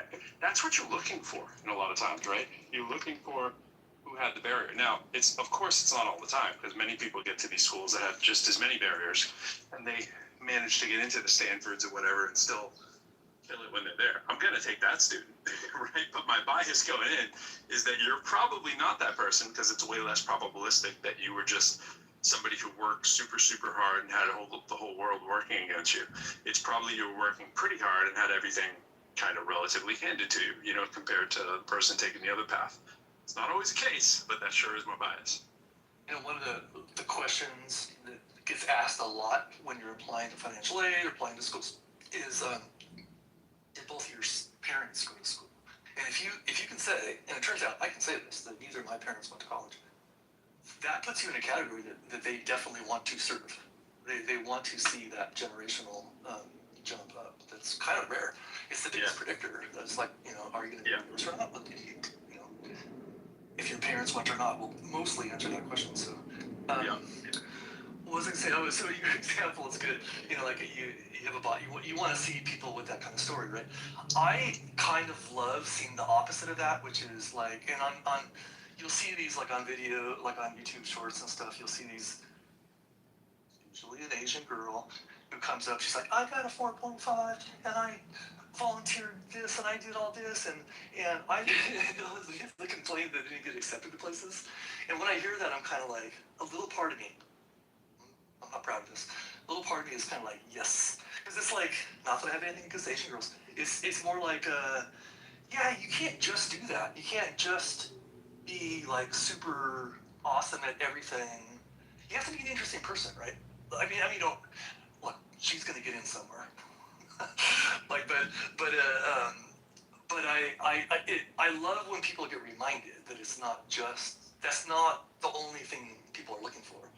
And yeah, guess what? You didn't get into Berkeley or Stanford, and you might not have even got into the state school near you. But there's 50 other schools you're going to get into. But, Right. but the choices are a little.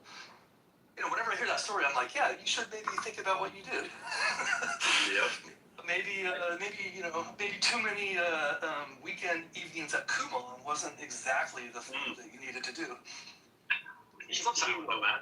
Yeah. Hey, hero, pro. Why are they so many sidebar? See, I should have been saying her too. Listen. Why are there so many stupid people on Clubhouse, man? I just came from a room where You're not gonna tell me about the flat earth, are you? No. I'm talking about an epidemiology question. I'm talking about, would you take a rabies vaccine? One guy said You no. gotta stop going to this one, man. You just keep giving this one to them. You gotta come up with some new material, man. Dude, it's so many stupid human beings on this damn app. And I asked him, I said, if I told you as an expert if the tsunami is going to come tomorrow, a 50-foot tsunami, would you believe me? They were like, no. Okay, you're going to die. It's like, come on, man. Hey, can't tell me to put a PFD on. I was reading a story the other day about a potential tsunami. I was reading this thing the other day about a potential tsunami that lines up right at the east coast of the United States. That they were like, this in like 50 years, there's a strong probability that sometime within these 50 years, the tsunami is going to trigger. You know, it's coming right for them. It's coming right for us here on the east coast of the United States. I was like, I gotta look more into that one. But For God's sakes, man, like, we got sleeping volcanoes, in California, man. And it's like, if that goes off, that's going to trigger tsunami. And it's like, tsunami, we don't have that early alert system, especially over here in the East Coast yet. We don't have that other countries have. We just don't have. Oh, I got alerted a couple days, just maybe about a week ago, like at 6 in the morning, all the phones in the house went beep, beep, beep, and it was like this earthquake warning, and it happened up in Ukiah, which is about 200 miles up north of me. And so I was in bed and I was kind of doing the math, like how fast do these seismic waves, how much time do I have, and then like how much time do I have before I realize nothing's going to happen. And anyways, it turns out it's just a few seconds warning. But it's a pretty cool system. No, Hero, like, listen, man, I watched a video on YouTube, I want to say like a month ago, and there was a volcano explosion somewhere in Mexico, and the ash is so hot, like you would die. I mean, it's called pyroclastic flow. Yeah. Dude, it is so hot, man. And so the thing is that you saw people like in their cars, like just like looking at it, and they're not driving away. And I'm just like, dude. One guy was like, dude, I'm gone. And you can see him like dipping out, man, like going from car to car or whatever. And it's like the people that were running from it, that's the one I'm afraid, because they're gonna die. They're not gonna outrun that. You know what I'm saying? It's like, how many human beings believe that we live among today? And that's the question I have. Plus, you don't want to run from a pyroclastic flow. You want to stand up, be big, and shout and wave your arms. That's the best way to survive a lava flow. Make some pots and pans. common knowledge. Hey, Gerald, are you still there? Gerald. I guess not. Was that for me? Or what did we say, Pro? Gerald Mallard, I think that is. I was wondering if he was there. I think that's a goose with a. Goose? Okay. That's a goose with a interesting haircut. My bird knowledge is extremely low. Let's just say, even as I said Mallard, I was like, I'm just taking a shot in the dark here. Well, I was guessing too. I was against the duck. I guess duck. A goose with a glorious haircut, a glorious mullet. These ducks, I took a picture of yesterday. I was hesitant to even call ducks. I was like, those aren't ducks, right? So let me ask you a question, Pro. Would you get rather bit by a duck or a shoe-bill bird? I don't know. The duck sounds more pedestrian, so we probably know more about a duck. So I'm gonna go with the duck. Wait, I don't think rather. Is a duck not a shoe-billed bird? Or what? What is a shoe-bill bird, by the way? So basically, a shoe-bill bird is like a damn near dinosaur. So their beak is basically, it looks like a shoe-bill. And so they're like an older bird, and yeah, their bite force is pretty bad, man. Like, So I'm good with the duck then, right? we're gonna go with the duck then. Stick with what you know. Stick with what you know, yeah, man. That's how I reasoned that. I was like, a lot of people know a lot of things about ducks, and I haven't heard of too many people dying at the duck bill. So I figured that was the safe one. Do you see how I do that? You see how I go for that expert level reasoning? I like ducks. John was talking about dinosaurs on the boat yesterday on the Ark, and I was like, oh, here's a picture of dinosaurs on a boat. that's my picture right there. Closest thing I got to dinosaurs on a boat. Too bad Jarl's up there. I wanted to ask Jarl about his thing. He has a pretty funny take on AI makes people delusional, which I kind of agree with parts of that, so I wanted to hear him elaborate on. Well, there's some interesting YouTube videos on that. Kind of hilarious. I actually think AI is gonna make people more stupid. I mean, if you want my personal opinion. I mean, ChatGPT, whatever AI program, young kids are going to utilize that for school. And imagine, for example, I worked with a nurse, and he was like, dude, I'm using ChatGPT just to write my papers. Really? You're writing papers on taking care of patients. Imagine that. So, I mean, there's obviously both sides of it, but I think if he said that about Google, obviously a few years back, we said, man, we're just gonna get stupid because people are just gonna Google it. I mean, I would argue I've gotten smarter since Google. I haven't gotten stupider. Yeah, it's a good tool. I would argue I'm going to get smarter. I probably have gotten smarter since AI, because I've probably read more due to the volume of AI that I've utilized. A lot of times with AI, I'm doing the same thing as a Google search. I'm asking for the sources and reading the sources, or in many cases, I'm asking what sources are worth reading. Just like gleaning from the ones provided, which ones would be worth my time. And my little agentic system does that for me. It's like, this is the one, Pro, you have to read. And I really consider it as a trusted person who has the same opinion of Netflix that I do. Is that, because it knows what I like. It's like, Pro, you have to read this one. And of course, I read that article. And he's like, you can read this, but, here's the main points. I'm like, great. And my main point extraction, bro, has got me so much more knowledge than I used to have. You know what I'm saying? Like, I didn't have the time for something to give me all the main points and detail it, lay it out for me like an executive assistant, right? I'm like, give me an executive assistant for $20 a month, and I'm pretty happy. I mean, that's a classical argument, and I appreciate that.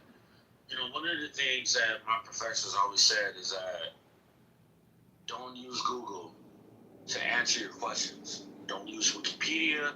Don't use blog posts. Don't use none of that. But I believe, and this is just my opinion, is that I think in the new generation right now, because of the AI situation, I honestly believe that young kids are gonna use it a lot more, man. Unfortunately. Well, And you're talking about college students, man. You're talking about college students. You're talking about nurses and even doctors. And it's like, what the hell, man? That's just my opinion. Well, but it's a tool of discovery still. Like, of course they're going to use it, but you got it. So I'm taking a course right now, and I've been using it. But I'm kind of exploring this because I haven't been a student in a long time. And but I'm going through and saying, hey, I'm using Notebook LM, and I'm like, I load the syllabus and the rubric and the textbook. The textbook's on PDF, so and I put these, and I'm just like, and I'll ask it like, hey, look through the lecture slides are in there, and I'm like, look through the lecture slides and this chapter of the textbook, and build me a study guide, and it builds me a study guide. Like it's pretty handy that way, and so I'm still reading the text and looking at the lecture slides, but then now I got the study guide, and that to me that's easier than jumping between a couple different things, and I'm rather enjoying it. I think I'm learning this stuff. I mean, it's not a hard class, but it's you got to expect people are going to use it. And so some of the assignments have been writing assignments, and I've definitely been using it. But I think I spent 4 hours on my last assignment, and it wasn't even a big, it wasn't even a lot of writing. But I definitely used AI. I pretty much changed everything because I don't, I like to use my own voice, and I didn't feel like it was my voice, and I would feed back what I wrote it. Here's the weird thing. It would be like, oh, what a great idea. Your analogy of this was brilliant. I'm like, okay, settle down, LM. Like, stop being, I don't need the praise. I need some criticism. But for like a checklist, I'm like, did I hit every, the assignment has, do this, and this. Like, in the past, I'd start writing, and I wouldn't even check again. I would get a bad grade. I'm like, oh, because I did, like, I can just look at the assignment and just being a student to me is like pretty easy now because I'm like I just do what they like. This never dawned on me when I was younger, but it's like look at what they ask you to do and do that. And don't stop until you're done. Like it's so simple. I don't know why it was so hard for me before, but well, you didn't have as many tools, Hero. The whole thing. We have way more tools now. I'm a nursing student actually, and I'm in my second year, and I've used it extensively to cut down my time of research and studying. That's what I use it for specifically, and really one of the things I use it for is I'll rag in the entire textbook, and I'll have it make me practice tests based on NCLEX standards. Totally. It's actually helped me a lot, dude. It's been like it's been a life changer for me. Because I learned when I take a test and I get a question wrong, I'll remember that fucking question forever. Why, that whole process forever. So, yeah, negative reinforcement. Taking tests is a real, to me, it's like a really good way to learn. You know what I just did a couple hours ago? I had to do the study guide. I took the quiz that I was supposed to take and did fine, and then I have it coming up. So I said, hey, now take these last 3 chapters, the last 3 weeks, and make a bigger comprehensive study guide of reference. And then I did it, and I said, would you like for me to, it offered this. Would you like for me to make you a conversational 1-hour audio? And I was like, oh shit, yes. And it basically made like a podcast. I've only listened to the first few minutes. It already annoys me because it's like the male voice, and then the woman, partner is like, yeah, totally. And it's all right. Again, just settle down, ChatGPT. Like you don't have to do that for me. But still, it's kind of cool. It just gave me an hour-long audio that I can go listen to on my walk, and if I can get past the dumb podcast form, it actually useful. Hero. I mean, and shout out to you, Miguel, man. You've been a nursing student, brother. And NCLEX is hard, man. From what I know from the RNs that I've worked with, man. I'm not saying using AI is bad. I mean, listen, I was working with a NP student, nurse practitioner, and he was like, dude, we had these chat discussions, man. I use Chat GPT. I didn't even know what Chat GPT was until he told me. He was like, yeah, man, my professor had this question. I just used Chat GPT. I'm like, oh, snap. You know, sometimes you get lazy. And I've used it before. I'm not gonna lie. You know, especially when I'm writing emails and I just don't feel like writing. I'm just like, man, what do I say to this professor? Blah, blah, blah, blah, blah. And it says this. I just copy and paste. I'm like, okay, now I understand what people are doing. Now, am I going to write my dissertation on that? No. You know what I'm saying? Because, again, when you're in a doctoral level, like, you gotta defend that. You have to defend it. Absolutely. Yeah. I mean, that's you got a committee. That's really, you got to defend that. You got to know what you're talking about because they're gonna scrutinize you. So it's like, what the hell? You can't fake that. Yeah, last semester where I found AI really, really helpful as a tool. Again, I don't use it to write. I write all my papers myself, and then I'll put them through and have it fix my grammatical errors. You know, but I use a thing called like a pocket or a plod when I'm in class. Instead of having to take all these notes, I can dedicate my entire time to attention to the teacher. And then the plod or the note or the pocket thing takes all the notes for me. And when I get home, I ingest it, and it has basically everything the teacher talked about, including, hey, you guys need to know this. And it's like an amazing thing because sometimes when you're taking notes, you miss stuff. I do, at least. And this thing just captures the whole conversation. It gives me a great summary. And if I want to look at the entire transcript and pull stuff out, it's invaluable, man. So, Miguel, I'm super curious about your experience with that because I've been thinking about. I was introduced to the plod devices, and there's some other devices that are similar, and I couldn't really decide. I wasn't really sure if it was all that important. But I love the idea. Like, if I take notes, I'm not gonna hear what's going on, and then, like, if I know from my past, if I reach the point where I'm taking notes, it's because I'm lost and I'm not going to get any of this anyways. Like, I should just look at lecture notes later. But I love the idea of just having like a record and have it transcribed and then like plug it in and get a summary later. I'm just curious how that's working for you. It sounds like you're. I love it, man. I love it because I don't miss anything. There's like, little idiosyncrasies about the teacher that might talk about off. Like she'll just talk about something off.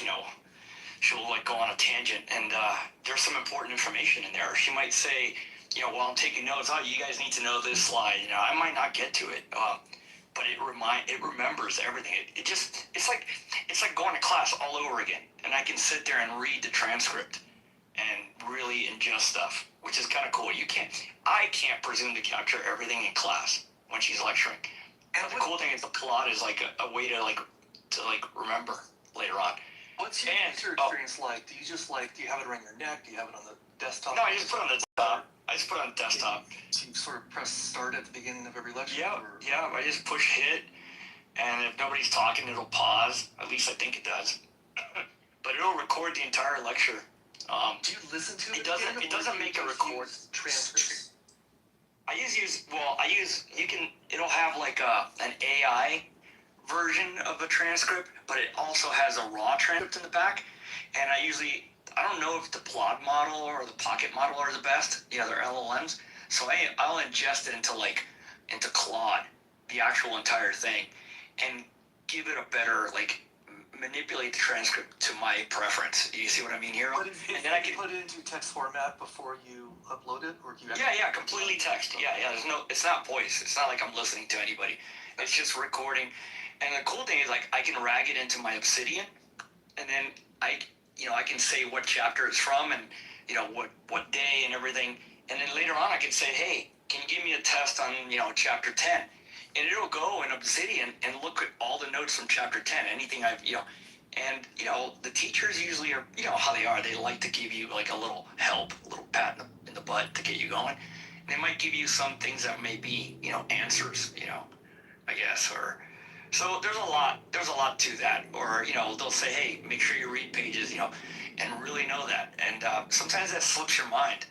But with this, I've got the whole class and I can listen to it I can read it continuously, or get the best parts of it. I don't know if that helps. It's helpful to me, man. It's really helpful to me. When I first heard the concept, I like the concept. You know, like you can imagine even in like with the workplace having like something on your neck and just all day long and just be like, hey, when I was talking to Bob and No, I don't use it that way. Yeah. But you could conceivably use it that way too, right? Like, and yes. I like that idea, like a kind of always. I mean, it's maybe it's a little creepy, but you're not recording. I was transparent though. I did ask my teacher, hey, it's not recording, it's just taking transcripts. She goes, oh, I know about that thing. Yeah, sure, go ahead and use it, you know. That's how I kind of like, so it's very transparent with the instructor. And they seem to be okay with it, up to now at least. I like how it's independent of like, because you could be doing the same thing online, like taking an online course, right? And you can have like tools on your laptop or on your thing. Yeah, that's why like I like the idea to have a completely independent piece of hardware doing this thing that will not be affected by software updates or whatever happens during the day. I just think and it's even independent of your phone. I mean, it integrates with those things later, but I like the concept. No, it's actually pretty good, and again, it's unlike how they say that on, like, I guess there's statistic that students that take online classes tend to do better than people that take in-seat classes, and I think it's because we have access to the notes online, and that you can look at them as much as possible, and a lot of people sometimes are unsure, or they're confused in class, and they're too afraid to ask a question or ask for clarification or ask the teacher to repeat themselves. And, sometimes I may find that myself in that situation, so I just say, hey, I'll just let the plod pick it up, and later on I can rehash it, on my own. And then I can ask AI to explain this to me in a way I can understand, if you get what I mean. So I've got that tool. It's like I'm freezing that class in time, and I can go to it anytime I want. Can you insert marks or something like that? Like, hey, remember this? Like whisper to it, or doesn't it have like a whisper mode or something? Yeah, you can talk. You can talk, and just I don't know. I don't know. A button you can press to like. There is. I think there is something you can mark, but I haven't fucked with it, dude. Honestly, I can look for it, but I haven't messed with it. What? Well, buttons. Bro, do you know about these like Claude, but with a P? About these devices. It's like it's kind of a category. What do you call it? Like an AI assisted voice memo or something. I know that they exist, but I've never used one. Yeah, I got it. I told my class to get one. I was like, you might want to get one. Yeah, I've been using mine for about 6 months or whenever it came out. I just jumped on one, and I think they're amazing, dude. On top of. Yeah, but if you don't subscribe, you still get plenty of use. Like if you're only taking one class a week, Yeah. It's but there's limitations. I subscribed. It's not that much. The big distinction, though, with what you guys saying at the classes, at least like at the brick and mortar institutions, is if they're asynchronous or not. If you got synchronous versus asynchronous, you get different results, and also it's different results for the more prepared the student is. If you get like a really responsible student who has asynchronous courses, they can be fine. But a lot of times, the underprepared student needs synchronous, like, they're online when the teacher's online kind of thing. And that's when the class is taking place.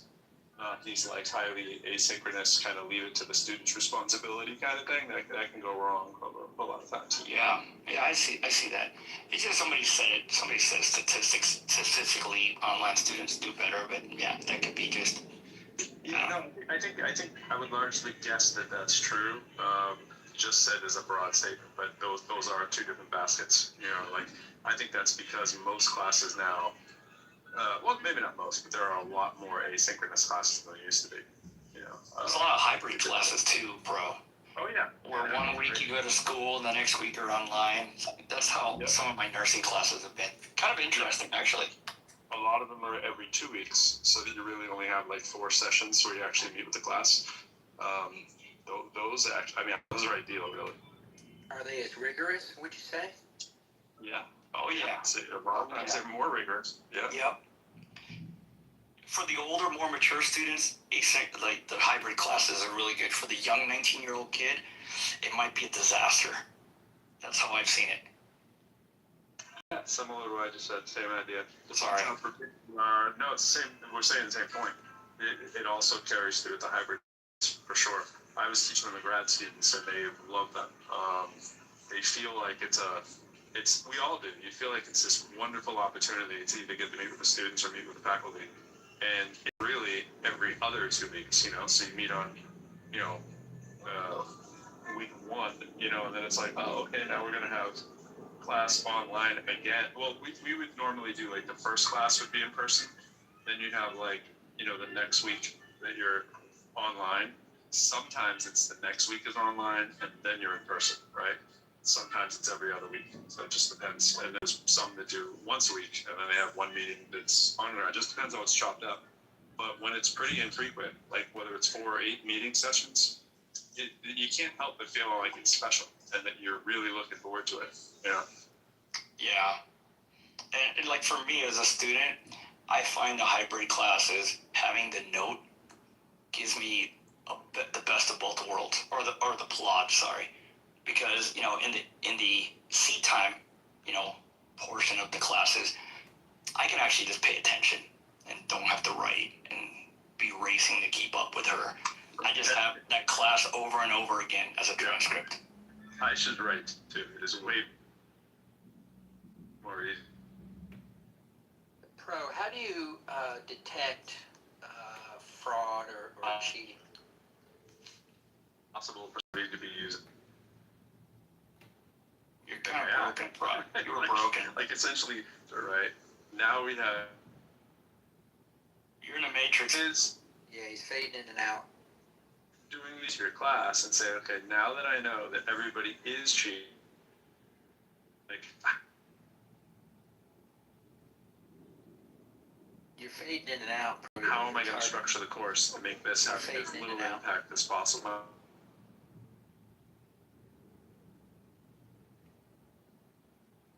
I've taught in a couple different engineering academies at the high school level, a couple different states, and in person, and during COVID when it was remote, and I was able to detect cheating when it was in person, but when it was online,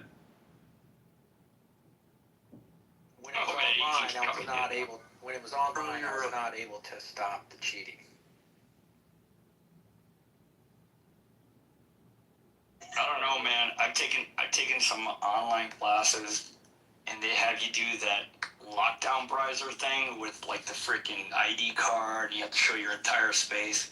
At least for tests, man, I'd be terrified to figure out how to cheat. Because that shit, and then halfway through the test, it asks you to like show your card again and show your space, which is really crazy, man. How does that work again? Like, what do you mean by card, and what do you mean about? Well, like my college, any ID showing that it's me. Oh, gotcha. Oh, yeah. Identity, that's. Yeah, and then I had to take my laptop and show my entire. So I go out in the dining room table where there's nothing, and I show the 360-degree view. Show like my everywhere that I don't have anything. It's kind of scary. And you're like fuck. And then if you take your eyes off the thing for too long, it can flag you. So you just look at the screen the whole time, and then halfway through the test, you have to like show again. It might say you got 10 seconds to show your whole screen, or your whole area. It's pretty interesting, and it's called Lockdown Browser. I'm sure people cheat still with it, but like it's Yeah, certain like big tests, you can do that because you have the time and the I guess the time, because it's pretty time consuming to do that. But with like regular, let's say assignments or homework or things like that, it's a lot more difficult because you have to be getting to that level of scrutiny and observation and oversight, if you will. You spend a lot of time and resources just dedicated to that. So I didn't know if there was a better method. I think redesigning the course assuming that whatever tools are available are being used is the way to go. I mean, you just have to be like full. You can't be like, you can't use these tools. Like, of course they're going to use those tools. You can't insane. Yeah. Every ability to cheat will be done. Yeah. So. I mean, I think ultimately, I don't think it can be 100% online. Look, if you're gonna do a multiple choice test, if you're gonna do written stuff, you gotta do it in person, right? I mean, you can do. But here's the thing: like, I actually think you can make assignments. Like, write this thing about this, this, and be like, just use AI. I don't care. Just do whatever. Make it your own. You gotta make it your own. And then let people turn stuff in, and it's like, well, okay. I'm probably going to use AI to grade them anyways. But so that's one exercise, like research a thing and write a paper, blah blah blah blah blah. Even if you use AI, I guess you could just use AI and be like, just do the whole thing for me. I'm not even going to think about it. I guess that's one possibility. But what I've been doing is like, oh my god, I've been changing every single thing. I've been basically using AI to kind of outline something for me, and then I'll be like, oh, basically I rewrite the whole thing. And then I give it back to it, and I don't know, but ultimately, if somebody wants me to write an essay like without any help, yeah, do that in class. So I think blue books must be resurgent, and I think that but you cannot expect someone to simply not use it if they're not going to be like in front of you. I'll tell you one thing, Hero. There was 2 classes that I took that the teacher, it was online, and she required their students, unless you had some special reason, to go to the testing center and take a test there. And man, that shit's like fucking going into prison. They like empty your pockets. You gotta show everything, dude. The lady was like, it was horrible, dude. I had to take some tests recently, and so I had to. You go to these like is it Pearson? And there's these like commercial testing places. Yeah, and they're like, I was kind of impressed actually. They're making sure they basically give you like a pat down. They give you a locker. You have to empty your pockets of all electronics. You can't. If I have reading glasses. No hats. They check them out. No hats. Yeah, they basically check. Anyways, it's a pretty secure environment, and like I sort of think like you should expect to have to do stuff like that. You should expect to have to prove your knowledge one way or another, and if that's one way to do it, can you? Well, when you just said go to the testing center, was that a testing center at your school or? Yeah, it's a testing center at my college. Yeah. And you can go like take generic a teacher could be like, they could send a test there and be like, okay, these students are going to come one by one and ask to take this test. Pretty much, yeah. She scheduled the test, and then when you go there, you log it in. They have a little screen, and you just pick the class you're taking and what test you're taking, and then you check in, right? And they call you, and you got to do all kinds of, you got to do the whole tap dance shit with security stuff. Take your hat off, They check your glasses, make sure that your pens, But see, that makes sense for time shifting, and this seems like a more modern way to learn. I like this. I would love to see that, like I could take a course through MIT and go to my local school and go to their testing center, and it's all like kind of like, I don't know, somehow certified or whatever, and take it there instead of over there. I don't know. This is kind of cool to me. Yeah, I agree. It depends what your outcomes are. Like, if you want students to learn it in time before class is over, all these things do help students to learn it. The thing is, to Aisha's point, that like you can cheat on pretty much everything. Like, I agree 100% that you can. If something is entirely online, you've just said entirely cheating is going to be the norm, even if you don't agree with it. But the thing is, as long as you have some element where the person can be in front of you, right? I would advocate for school systems to do this too. Do not have a 100% class like that if the goal is to actually have them be able to say something from the top of their head in front of like a public speaking event where they can actually say what they know. Like I've talked with people about debates and stuff, and people talk about debates, and I'll say, yeah, I don't really like debates, but I would debate you if you'd be willing to not be in front of a screen, like be in front of a stage where it's just me talking to you kind of thing, where we can be sure that you're not trying to look up points that your brain couldn't come up with on the spot, right? If that's the thing that you value, and I can imagine situations where you would, like for a lawyer or something like that, just create that to say, look, we will have a test at the midterm and at the final where you will stand in front of me and I do this in math classes too. It's like, this is the final, this is the midterm. Now, admittedly, right now I'm not teaching online courses, but I would insist that that would be the format. So what I'm doing right now for our faculty development when we come back in August is preparing a few select videos, which I'm editing together as one, to show that we can create any arena that we want online in Zoom with a fake person, fake identity, and you cannot tell the difference, right? Like no matter what you think you know about AI, we can create a scenario where you do not know the identity of the person who's in your class if you're not cognizantly thinking about this on the front side. And I had one of those as a legal issue where we had a student who never showed his face on camera, and then the faculty was pissed off. And the faculty did not build anything into their literature to say that the student ever needed to turn his screen on. It was just assumed that they were going to do this. And this tested the school's policy, which of course was a lack of a policy in this particular area. Like most universities don't have that written. They're starting to change because they realize they have no teeth. But a kid right now can clearly, that knows what they're doing, not even very sophisticated anymore. You don't even need like NVIDIA grade stuff anymore. You used to have NVIDIA grade materials to do this, right? And now you can create and simulate with very little experience an arena that looks like somebody else taking a test, talking to you at any given time. So what are you going to do about that? And it's just to make faculty think that, to her point earlier, is that the students will be cheating if they're online, and they have been cheating when faculty have been asleep at the wheel. Now, I don't like to make the police state and respond and lock down. Just have a situation where you can make it a hybrid.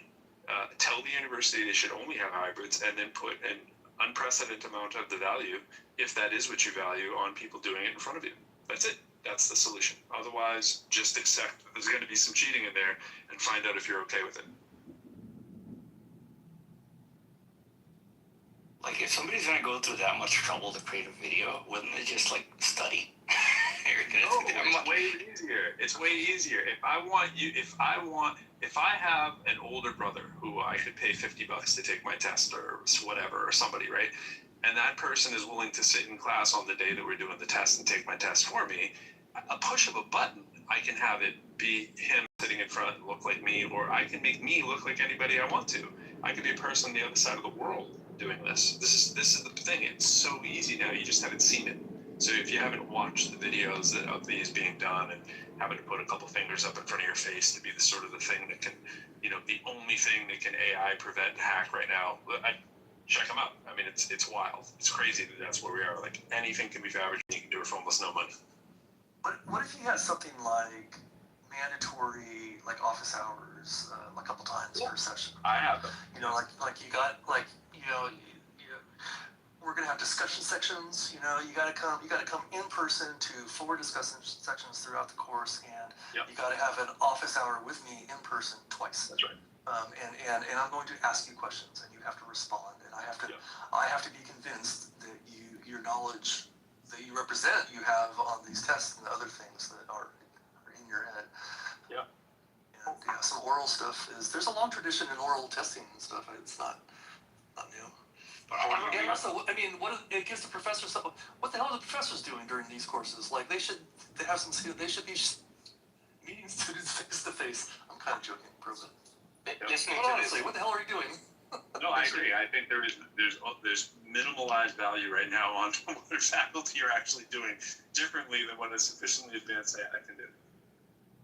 So listening to this, it does make me think maybe the longer term solution is to redefine what success means. So if you're saying that you can get somebody to pass the test that qualifies you to do the thing by renting them from somewhere else over the other side of the world, or using an AI to do it for you, why don't you just rent them from over the other side of the world, or use an AI to do it for you? That's it. That is it. And that is why we could argue that agents are just going to be more important in people's success in the future of their life. It just seems so contrived that you're testing a human to do a thing that a machine or another human remotely can do better.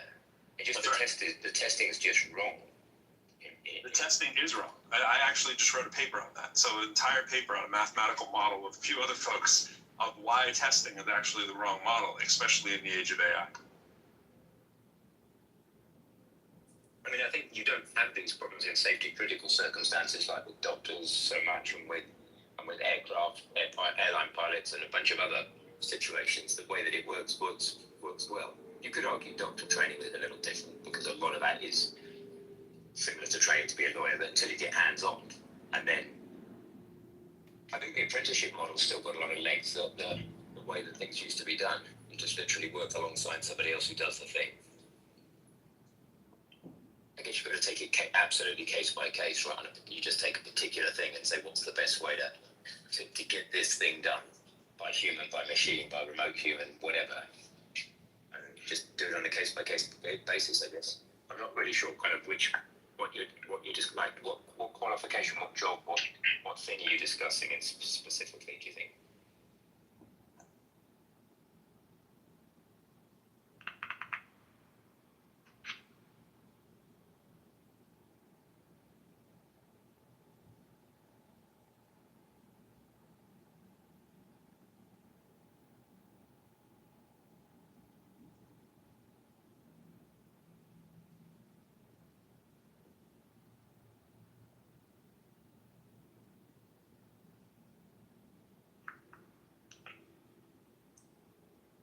Are you there, Pro? Are you trying to talk, or are you, Oh yeah, I'm here. Oh, okay, sorry. I'm about to get my haircut. Ooh, love haircuts. I get one once a year.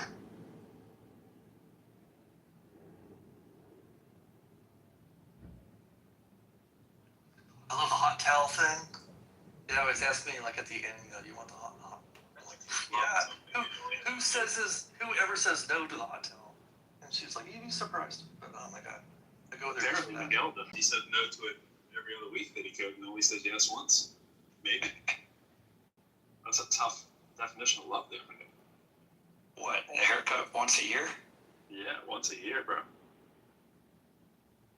Yeah, I usually cut my hair when it starts to bother me. And that's pretty much it. I really don't care how I look.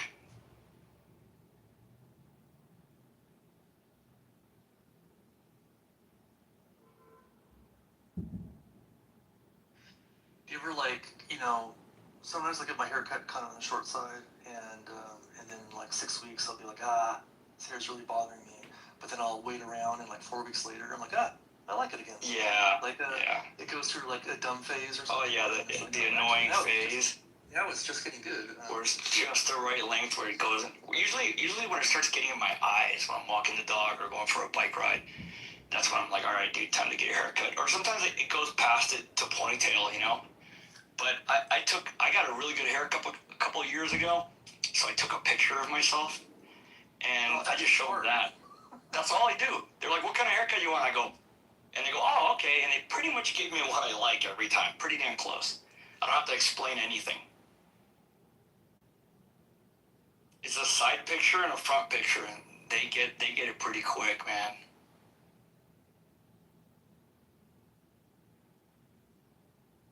It's actually saved in my favorites. It's kind of sad. All right, okay. Here's how much do you pay for a haircut these days? I don't know. I think it's $20, and I give them $10 tip, so $30 about once a year.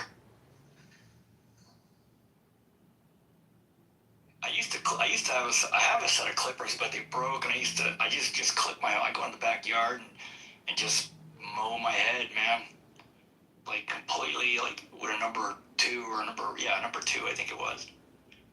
Yeah, I have one of those. I'll just like, cause it gets all ratty near the bottom, and my it burns for what they are, and it gets all shaggy. Like the bottom stuff grows faster, so I'll just kind of like zip, kind of clean it up. And I'm like, I'm good for another few weeks.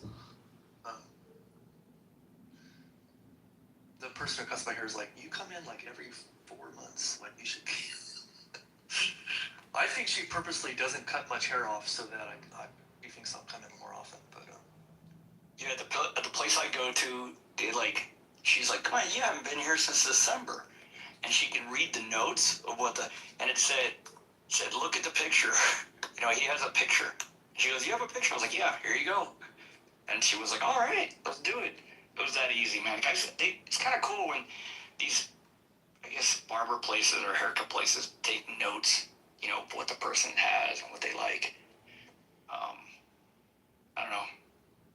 It makes it a lot easier.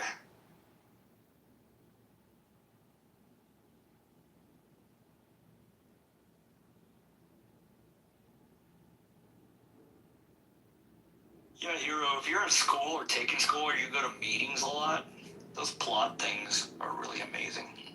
I can't say good enough things about it. How different would that be from, let's say I have my phone with me and I just put it on a voice recorder and I just let it go for an hour? You can, and then you can just transfer that to an LLM to transcribe it. Yeah, that's totally doable. But does it have a bunch of tools along with it to just make that? Because I think, you know, part of this is just making it really seamless and easy. And there's a lot. It's pretty seamless and easy to me, man. Yeah. It'll do a summary, like really, and then you can give the people when I input it into my computer, I can give it, you know, the names of the people. Like if my voice comes up, it already recognizes my voice. You know, like I spoke or I asked a question, and then the teacher, and I can just write, "This is the teacher." You know, it's a pretty nifty little thing. I'm not gonna lie, man. Oh yeah, so it tags the transcript. You can tag, yeah, you can tag it. You can have it tagged. I keep it simple, dude. I just get the full transcript because it has what the AI does. What the AI gives you a summary, but there's another thing you can say. You know, you can hit, and you can get the full raw data, right? And then I insert that into my computer, and then I make my own summary based off of, you know, with the help of a large language model, which I think is better than what they're using, in my opinion. You know how I imagine it being useful? I think you can gain a lot in life by repeating things back to, like, if somebody said a thing and you know, days later you're like, you know, when you said that thing, people love that. I love, you know, like, oh, you were listening and you specifically remembered that. So I sort of see that as like a tool to facilitate that in a little way. Because sometimes I'll be like, oh, what did she say? That was good. I wanted to follow up on that. And you can be like, oh, go back. Oh yeah, okay, she said this thing. Or like mentioning an author or a book or an article, something like that. But then it kind of gets, especially like you mentioned that, those little like side things that sometimes they'll go on. Oh yeah. Sometimes that's what really important stuff is. But sometimes in a class when you hear that, it's tempting to be like, oh, this is just going to be a little side quest. I don't need to pay attention or take notes or whatever. But oftentimes that's where the nuggets are. And you don't know until later. That's exactly what I was. So I'm kind of intrigued. I had looked into this a few weeks ago and it kind of dropped off my radar actually. And it wasn't something I came up with. You know, one of the classmates had it. I'm like, oh, is that a little credit card holder? Because it looks like a credit card holder, one of those little wallets, you know. And she's like, no, it's my plot. And I went and got one the next day, dude. You know, she sent me a copy of the transcript. I was like so impressed. I was like, dude, I'm in. I saw it I saw an ad for it, like I think in someone else's video or something like that. And it was like, Plot AI had a little thing. And like, okay, is this just some dumb device that's like coming out of my algorithm? Someone wants me to buy another device. Because I'm suspicious of stuff. But also, like, I kind of like little gadgets. So I'm the kind of guy who can be talked into this. But so then I started looking into it, and there's a ton of. Plod seems to be one of the biggest names, but there's also a bunch of like lesser known versions of this. And I don't know. There's the B. I got the B as well. And it's not too shabby. It's free. You don't have to pay a subscription. The B's pretty nice. And it does raw transcripts. I haven't got the Pocket. The B was like $50, and then I went and got the Plod afterwards because I think the Plod's like, it just works. Here's the reason why I got the Plod. It's HIPAA compliant. The B is not HIPAA compliant. Oh, that would be important in your field. Yeah. That was the main reason. Because the nurses were talking about it. She's like, well, it has to be HIPAA compliant for, you know, if you're using it. I'm curious, what makes it HIPAA, like, is it that it's... I have no idea, dude. I need to probably look at it. Let me look at it. Yeah. Because, I mean, whatever it is that makes it HIPAA compliant might be an important consideration for everybody, right? Like, if it's talking about privacy and security and stuff. I'm just curious what measures they took. Maybe it's that it doesn't ever... Well, does it record the actual... It does. Can you listen to the actual audio? No. Or does it... No. You can't. Well, that might be it right there. Yeah, it includes end-to-end encryption, strict no training policies with AI model. sign BA availability, you gotta sign upon request. No AI model training. Voice recordings and transcripts are never used to train third-party AI models. Data encryption. Data securely encrypted at 256, AES 256. You have full control. So there's it's a little more than like what you're not. But I think it's independently verified through a third party, SOC 2 Type 2 ISO 27001, ISO 27701. These are all fancy words for saying that, somebody in the medical field approved it, I guess, to use. Other than that, it said HIPAA compliant, so I was like, all right, I'm going for it. You know what I mean?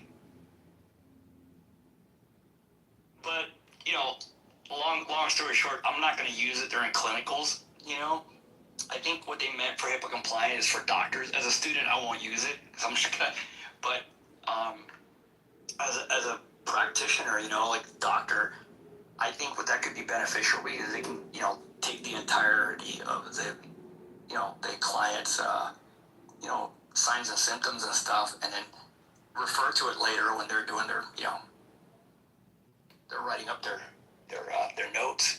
It could be beneficial. I don't know exactly, so I'm not a doctor. Well, I know when I see a doctor these days, they spend the whole time typing in the computer while I'm talking to them. So I know. You don't need to anymore, dude. You can't be a doctor without being like a pretty good typist these days. But yeah, having it just transcribed. Like, in fact, I think recently I saw somebody. I use Whisper. She asked me. She's like, do you mind if I? What did she say exactly? She asked my permission to record. This was in person too, and I was like, all right. I mean, I'm not gonna say no, but it might have been something like that. I don't exactly remember. I was just sort of. I had never been asked the question like, do you mind if I? Yeah, they're getting consent. They're getting consent. Yeah. You know what I do? If you're actually recording, you're supposed to. Well, California is a two-party state, so in California, you're supposed to get permission from anybody if you're recording your voice. Which I think in a Zoom call or class, and it's kind of they're recording the whole class already. I don't know if you have to ask again. But I think if the recording is going straight to a transcript, then I don't think you have to ask about that. I don't know. I asked my professor, and she was cool with it. And there was a couple of students that have it. Everybody knows it's there, so nobody's complaining. And like I said, it doesn't record voice. Like, it just records to transcript. Yeah, and another tool that I use a lot, Hero, is Whisper. I don't know if you heard of Whisper AI. And I installed it on my phone. I installed it on my phone, on my computer. I don't have to type anymore. I can just dictate. It's fucking awesome, dude. It's probably the best thing I've ever used because, I just speak my mind away when I'm doing something. Even writing a paper, I can just speak my mind, and it'll do it for me. It'll put it in there. It's pretty neat. And I'll just do it in chunks. I'll do it in chunks. It puts it on there. If there's a spelling error, I correct it, and you keep going. It saves me a lot of time, man. I've always dig the idea of like brain dump tools and like kind of like mind mapping. Like when I am sort of creatively problem solving or trying to come up with a solution, I will fill up pages in a notebook of just like beautiful mind love. Like, I just hope no one ever looks at that because it's going to be like, oh my god, this guy needs to be institutionalized. But like, I go through this weird process where I'll like make these weird bubble charts, and I'll draw this, I'll draw that, and I feel like I've always felt like, man, I need a tool that'll like record my dumb thoughts and let me make the connections later, kind of. Yeah, the B is perfect for that. There's a bunch of stuff out there that advertises doing that, but every time I try it, I'm like, oh, come on. The implementation is never quite what. Dude, the plot and the B are great for that. Actually, the B is really good for that. You just push the button, and you say, hey, remind me about, or put it in my reminders or whatever. It's pretty cool, man. I rarely have to type a text anymore. I just speak my text. and I can do it really fast. You know, like, you know how Mac with the Apple you used to have to go slow, and it could be a noise, I could be whispering, and it cuts out all my ums and, you know. Wait, so is Whisper, what is that an application running on what device? Yeah, on my phone, on my computer. On your phone. Yeah, and on my computer. Okay. Yeah. Yeah, like when I want to use it on my phone, and so, you know, it's when somebody sends me a text and I would reply, I just hit, you know, like the Whisper AI thing. It's there. It's part of the keyboard now. You know, you click on it to start. Is it that much better than like? So I'm a Windows user when it comes to computers these days. Is it that much better than like the built-in voice transcription? I think it's better. I think it's better. Yeah. I mean, it seems like any little improvement in latency would go a long ways. It's a lot better, in my opinion. It's a lot better. All right. Well, it's come up in conversation multiple times for me, so I haven't actually checked it out yet. There's another one that's free, open source. I don't know. It's called Whisper or something else. Hold on. Whisper is the open source model that is completely free to use, but there are a lot of apps that then wrap that, jump on it. Renault did, or Pro does, not that type of wrapping thing like Christmas present. So I just looked at Whisper AI, but it's like £60 a year or something, which is fine. I mean, that's reasonable for a good app. Yeah. But I have a student version though. Yeah, you can do all this for free. You could use Claude to make yourself an app that does the same thing in a couple of hours. And absolutely. You like Whisper, and what do you want onto your phone? Whisper's free and open source. Just make your own app that just has microphone access and whatever else you can, keyboard access, and you can do it. You can also make your own version of this Claude thing. You know, the Claude, I think from a physical point of view, there's only two benefits of the Claude over the iPhone on its own. One is that it has extra battery capacity over your iPhone. So it has a battery in it, and the other is it has a beam-forming microphone. It's going to be no better at all if you're sat around a table, I suspect, but a lot better in a conference room. Yeah. But nowhere near as good as an external mic. Like putting a lapel mic on the lecturer is the gold standard, right? A wireless lapel mic. They're not going to want that because they're going to have 50 lapel mics on them for all the students, but you get the idea. Or a shotgun mic on the desk. Those sort of things are going to beat the Claude or the iPhone hands down, of course, but they're professional mics. It depends what you want. The free out-the-box solution is just voice memos on the iPad. You're going to use Apple AI to transcribe or it's built into the iPhone. Just voice memos, and you keep the audio, which you may or may not legally be allowed to do.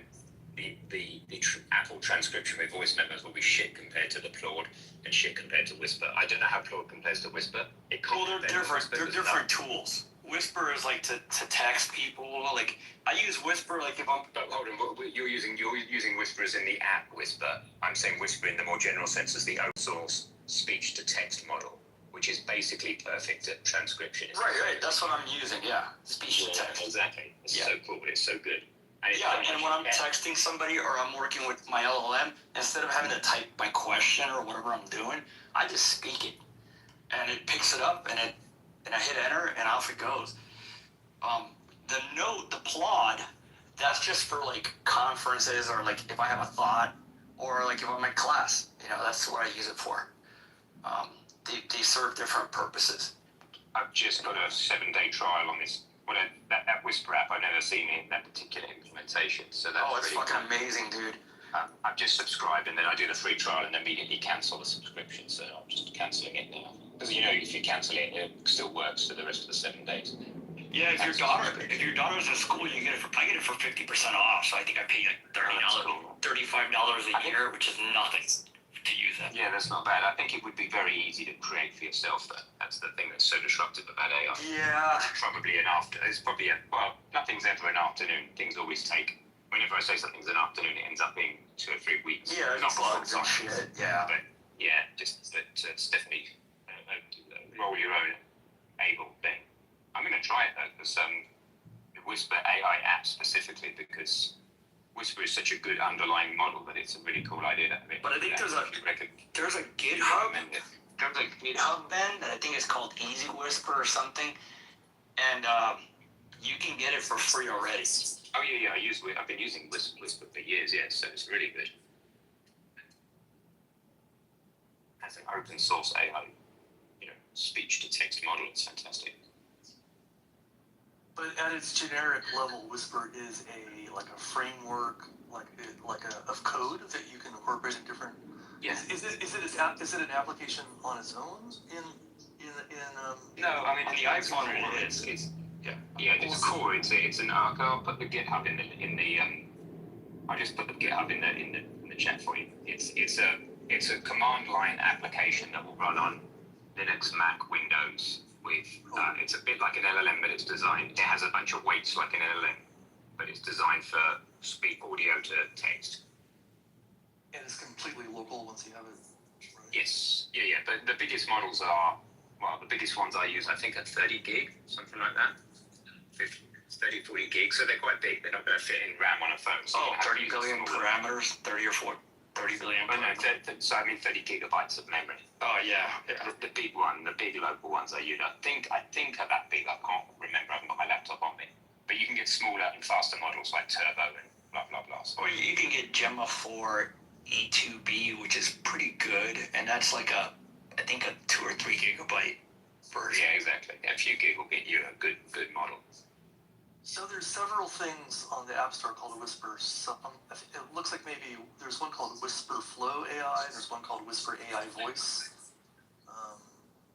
Which one are you talking about, Miguel? Hold on, let me look. I gotta look at my apps. Because I've just downloaded one, which looks like a bit of a rip-off, because it's like £50 a year after a 7-day trial, and then when you go into it, it just uses the Apple transcription model.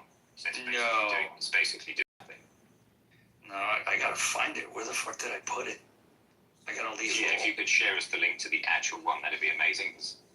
The one I've just downloaded looks like a con. There are so many apps out there that are a con. It's called Whisper Flow. It's called Whisper Flow. Okay, well that's not the one I got. Don't guys get the one called Whisper AI because it's bollocks. Yeah, it's Whisper Flow. It has when you look at the website, it's got the lines. Lines are 4 lines up and down. Thanks, man. Yeah, that's what I use. That's what somebody once recommended. It was actually a lawyer that recommended it to me, and it's freaking awesome. A lawyer that I respect, Just deleted the Whisper AI one. It's a bunch of shit. Andy, I've put the repo for the actual open source model in the chat there. Oh, cool. Thank you. I'll check it out. On a computer, you can pipe audio around through different apps and stuff, but on an iPad, on iOS, I'm pretty sure the way audio works is the iOS handles audio, so you can't really pipe audio from one app to another, right? I guess I should start using it. So do you have to talk into this Whisper app and then does it paste it to something else or? No. So what you do is when you hit the start, if you're sending somebody a text, and you hit the start to your thing, the first time you use it, it opens a Whisper Flow app, and you just slide at the bottom, slide back to your texting thing, to your where you're texting. When you slide. Sometimes it actually does it on its own. It's weird. Sometimes when you hit start, for texting, a lot of times it opens the app, but it comes back to the text. I think it has to do something with Apple not allowing there's something that Apple doesn't allow, so that's the workaround. But it works amazing, dude. I don't mind sliding one time instead of typing. For example, if we right now we're on Clubhouse, an audio app, I don't think Whisper could have access to this audio and start transcribing it, which would be kind of cool if it did. But on a computer, you could totally do that, right? But anyways, I'll start playing around with it. We'll see. By the way, Ben, I freaking love your Compelled. I'm glad you like it.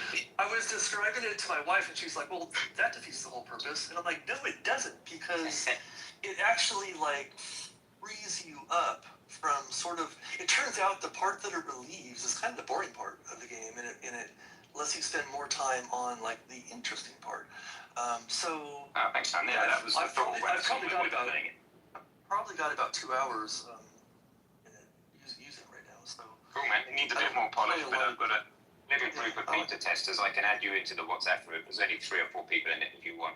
Give any feedback there. I guess I'm just surprised in a way that the essence of the game survived that for being. You know what I mean? Like you strip a feature out, you think you're going to ruin the game in a way, but it doesn't.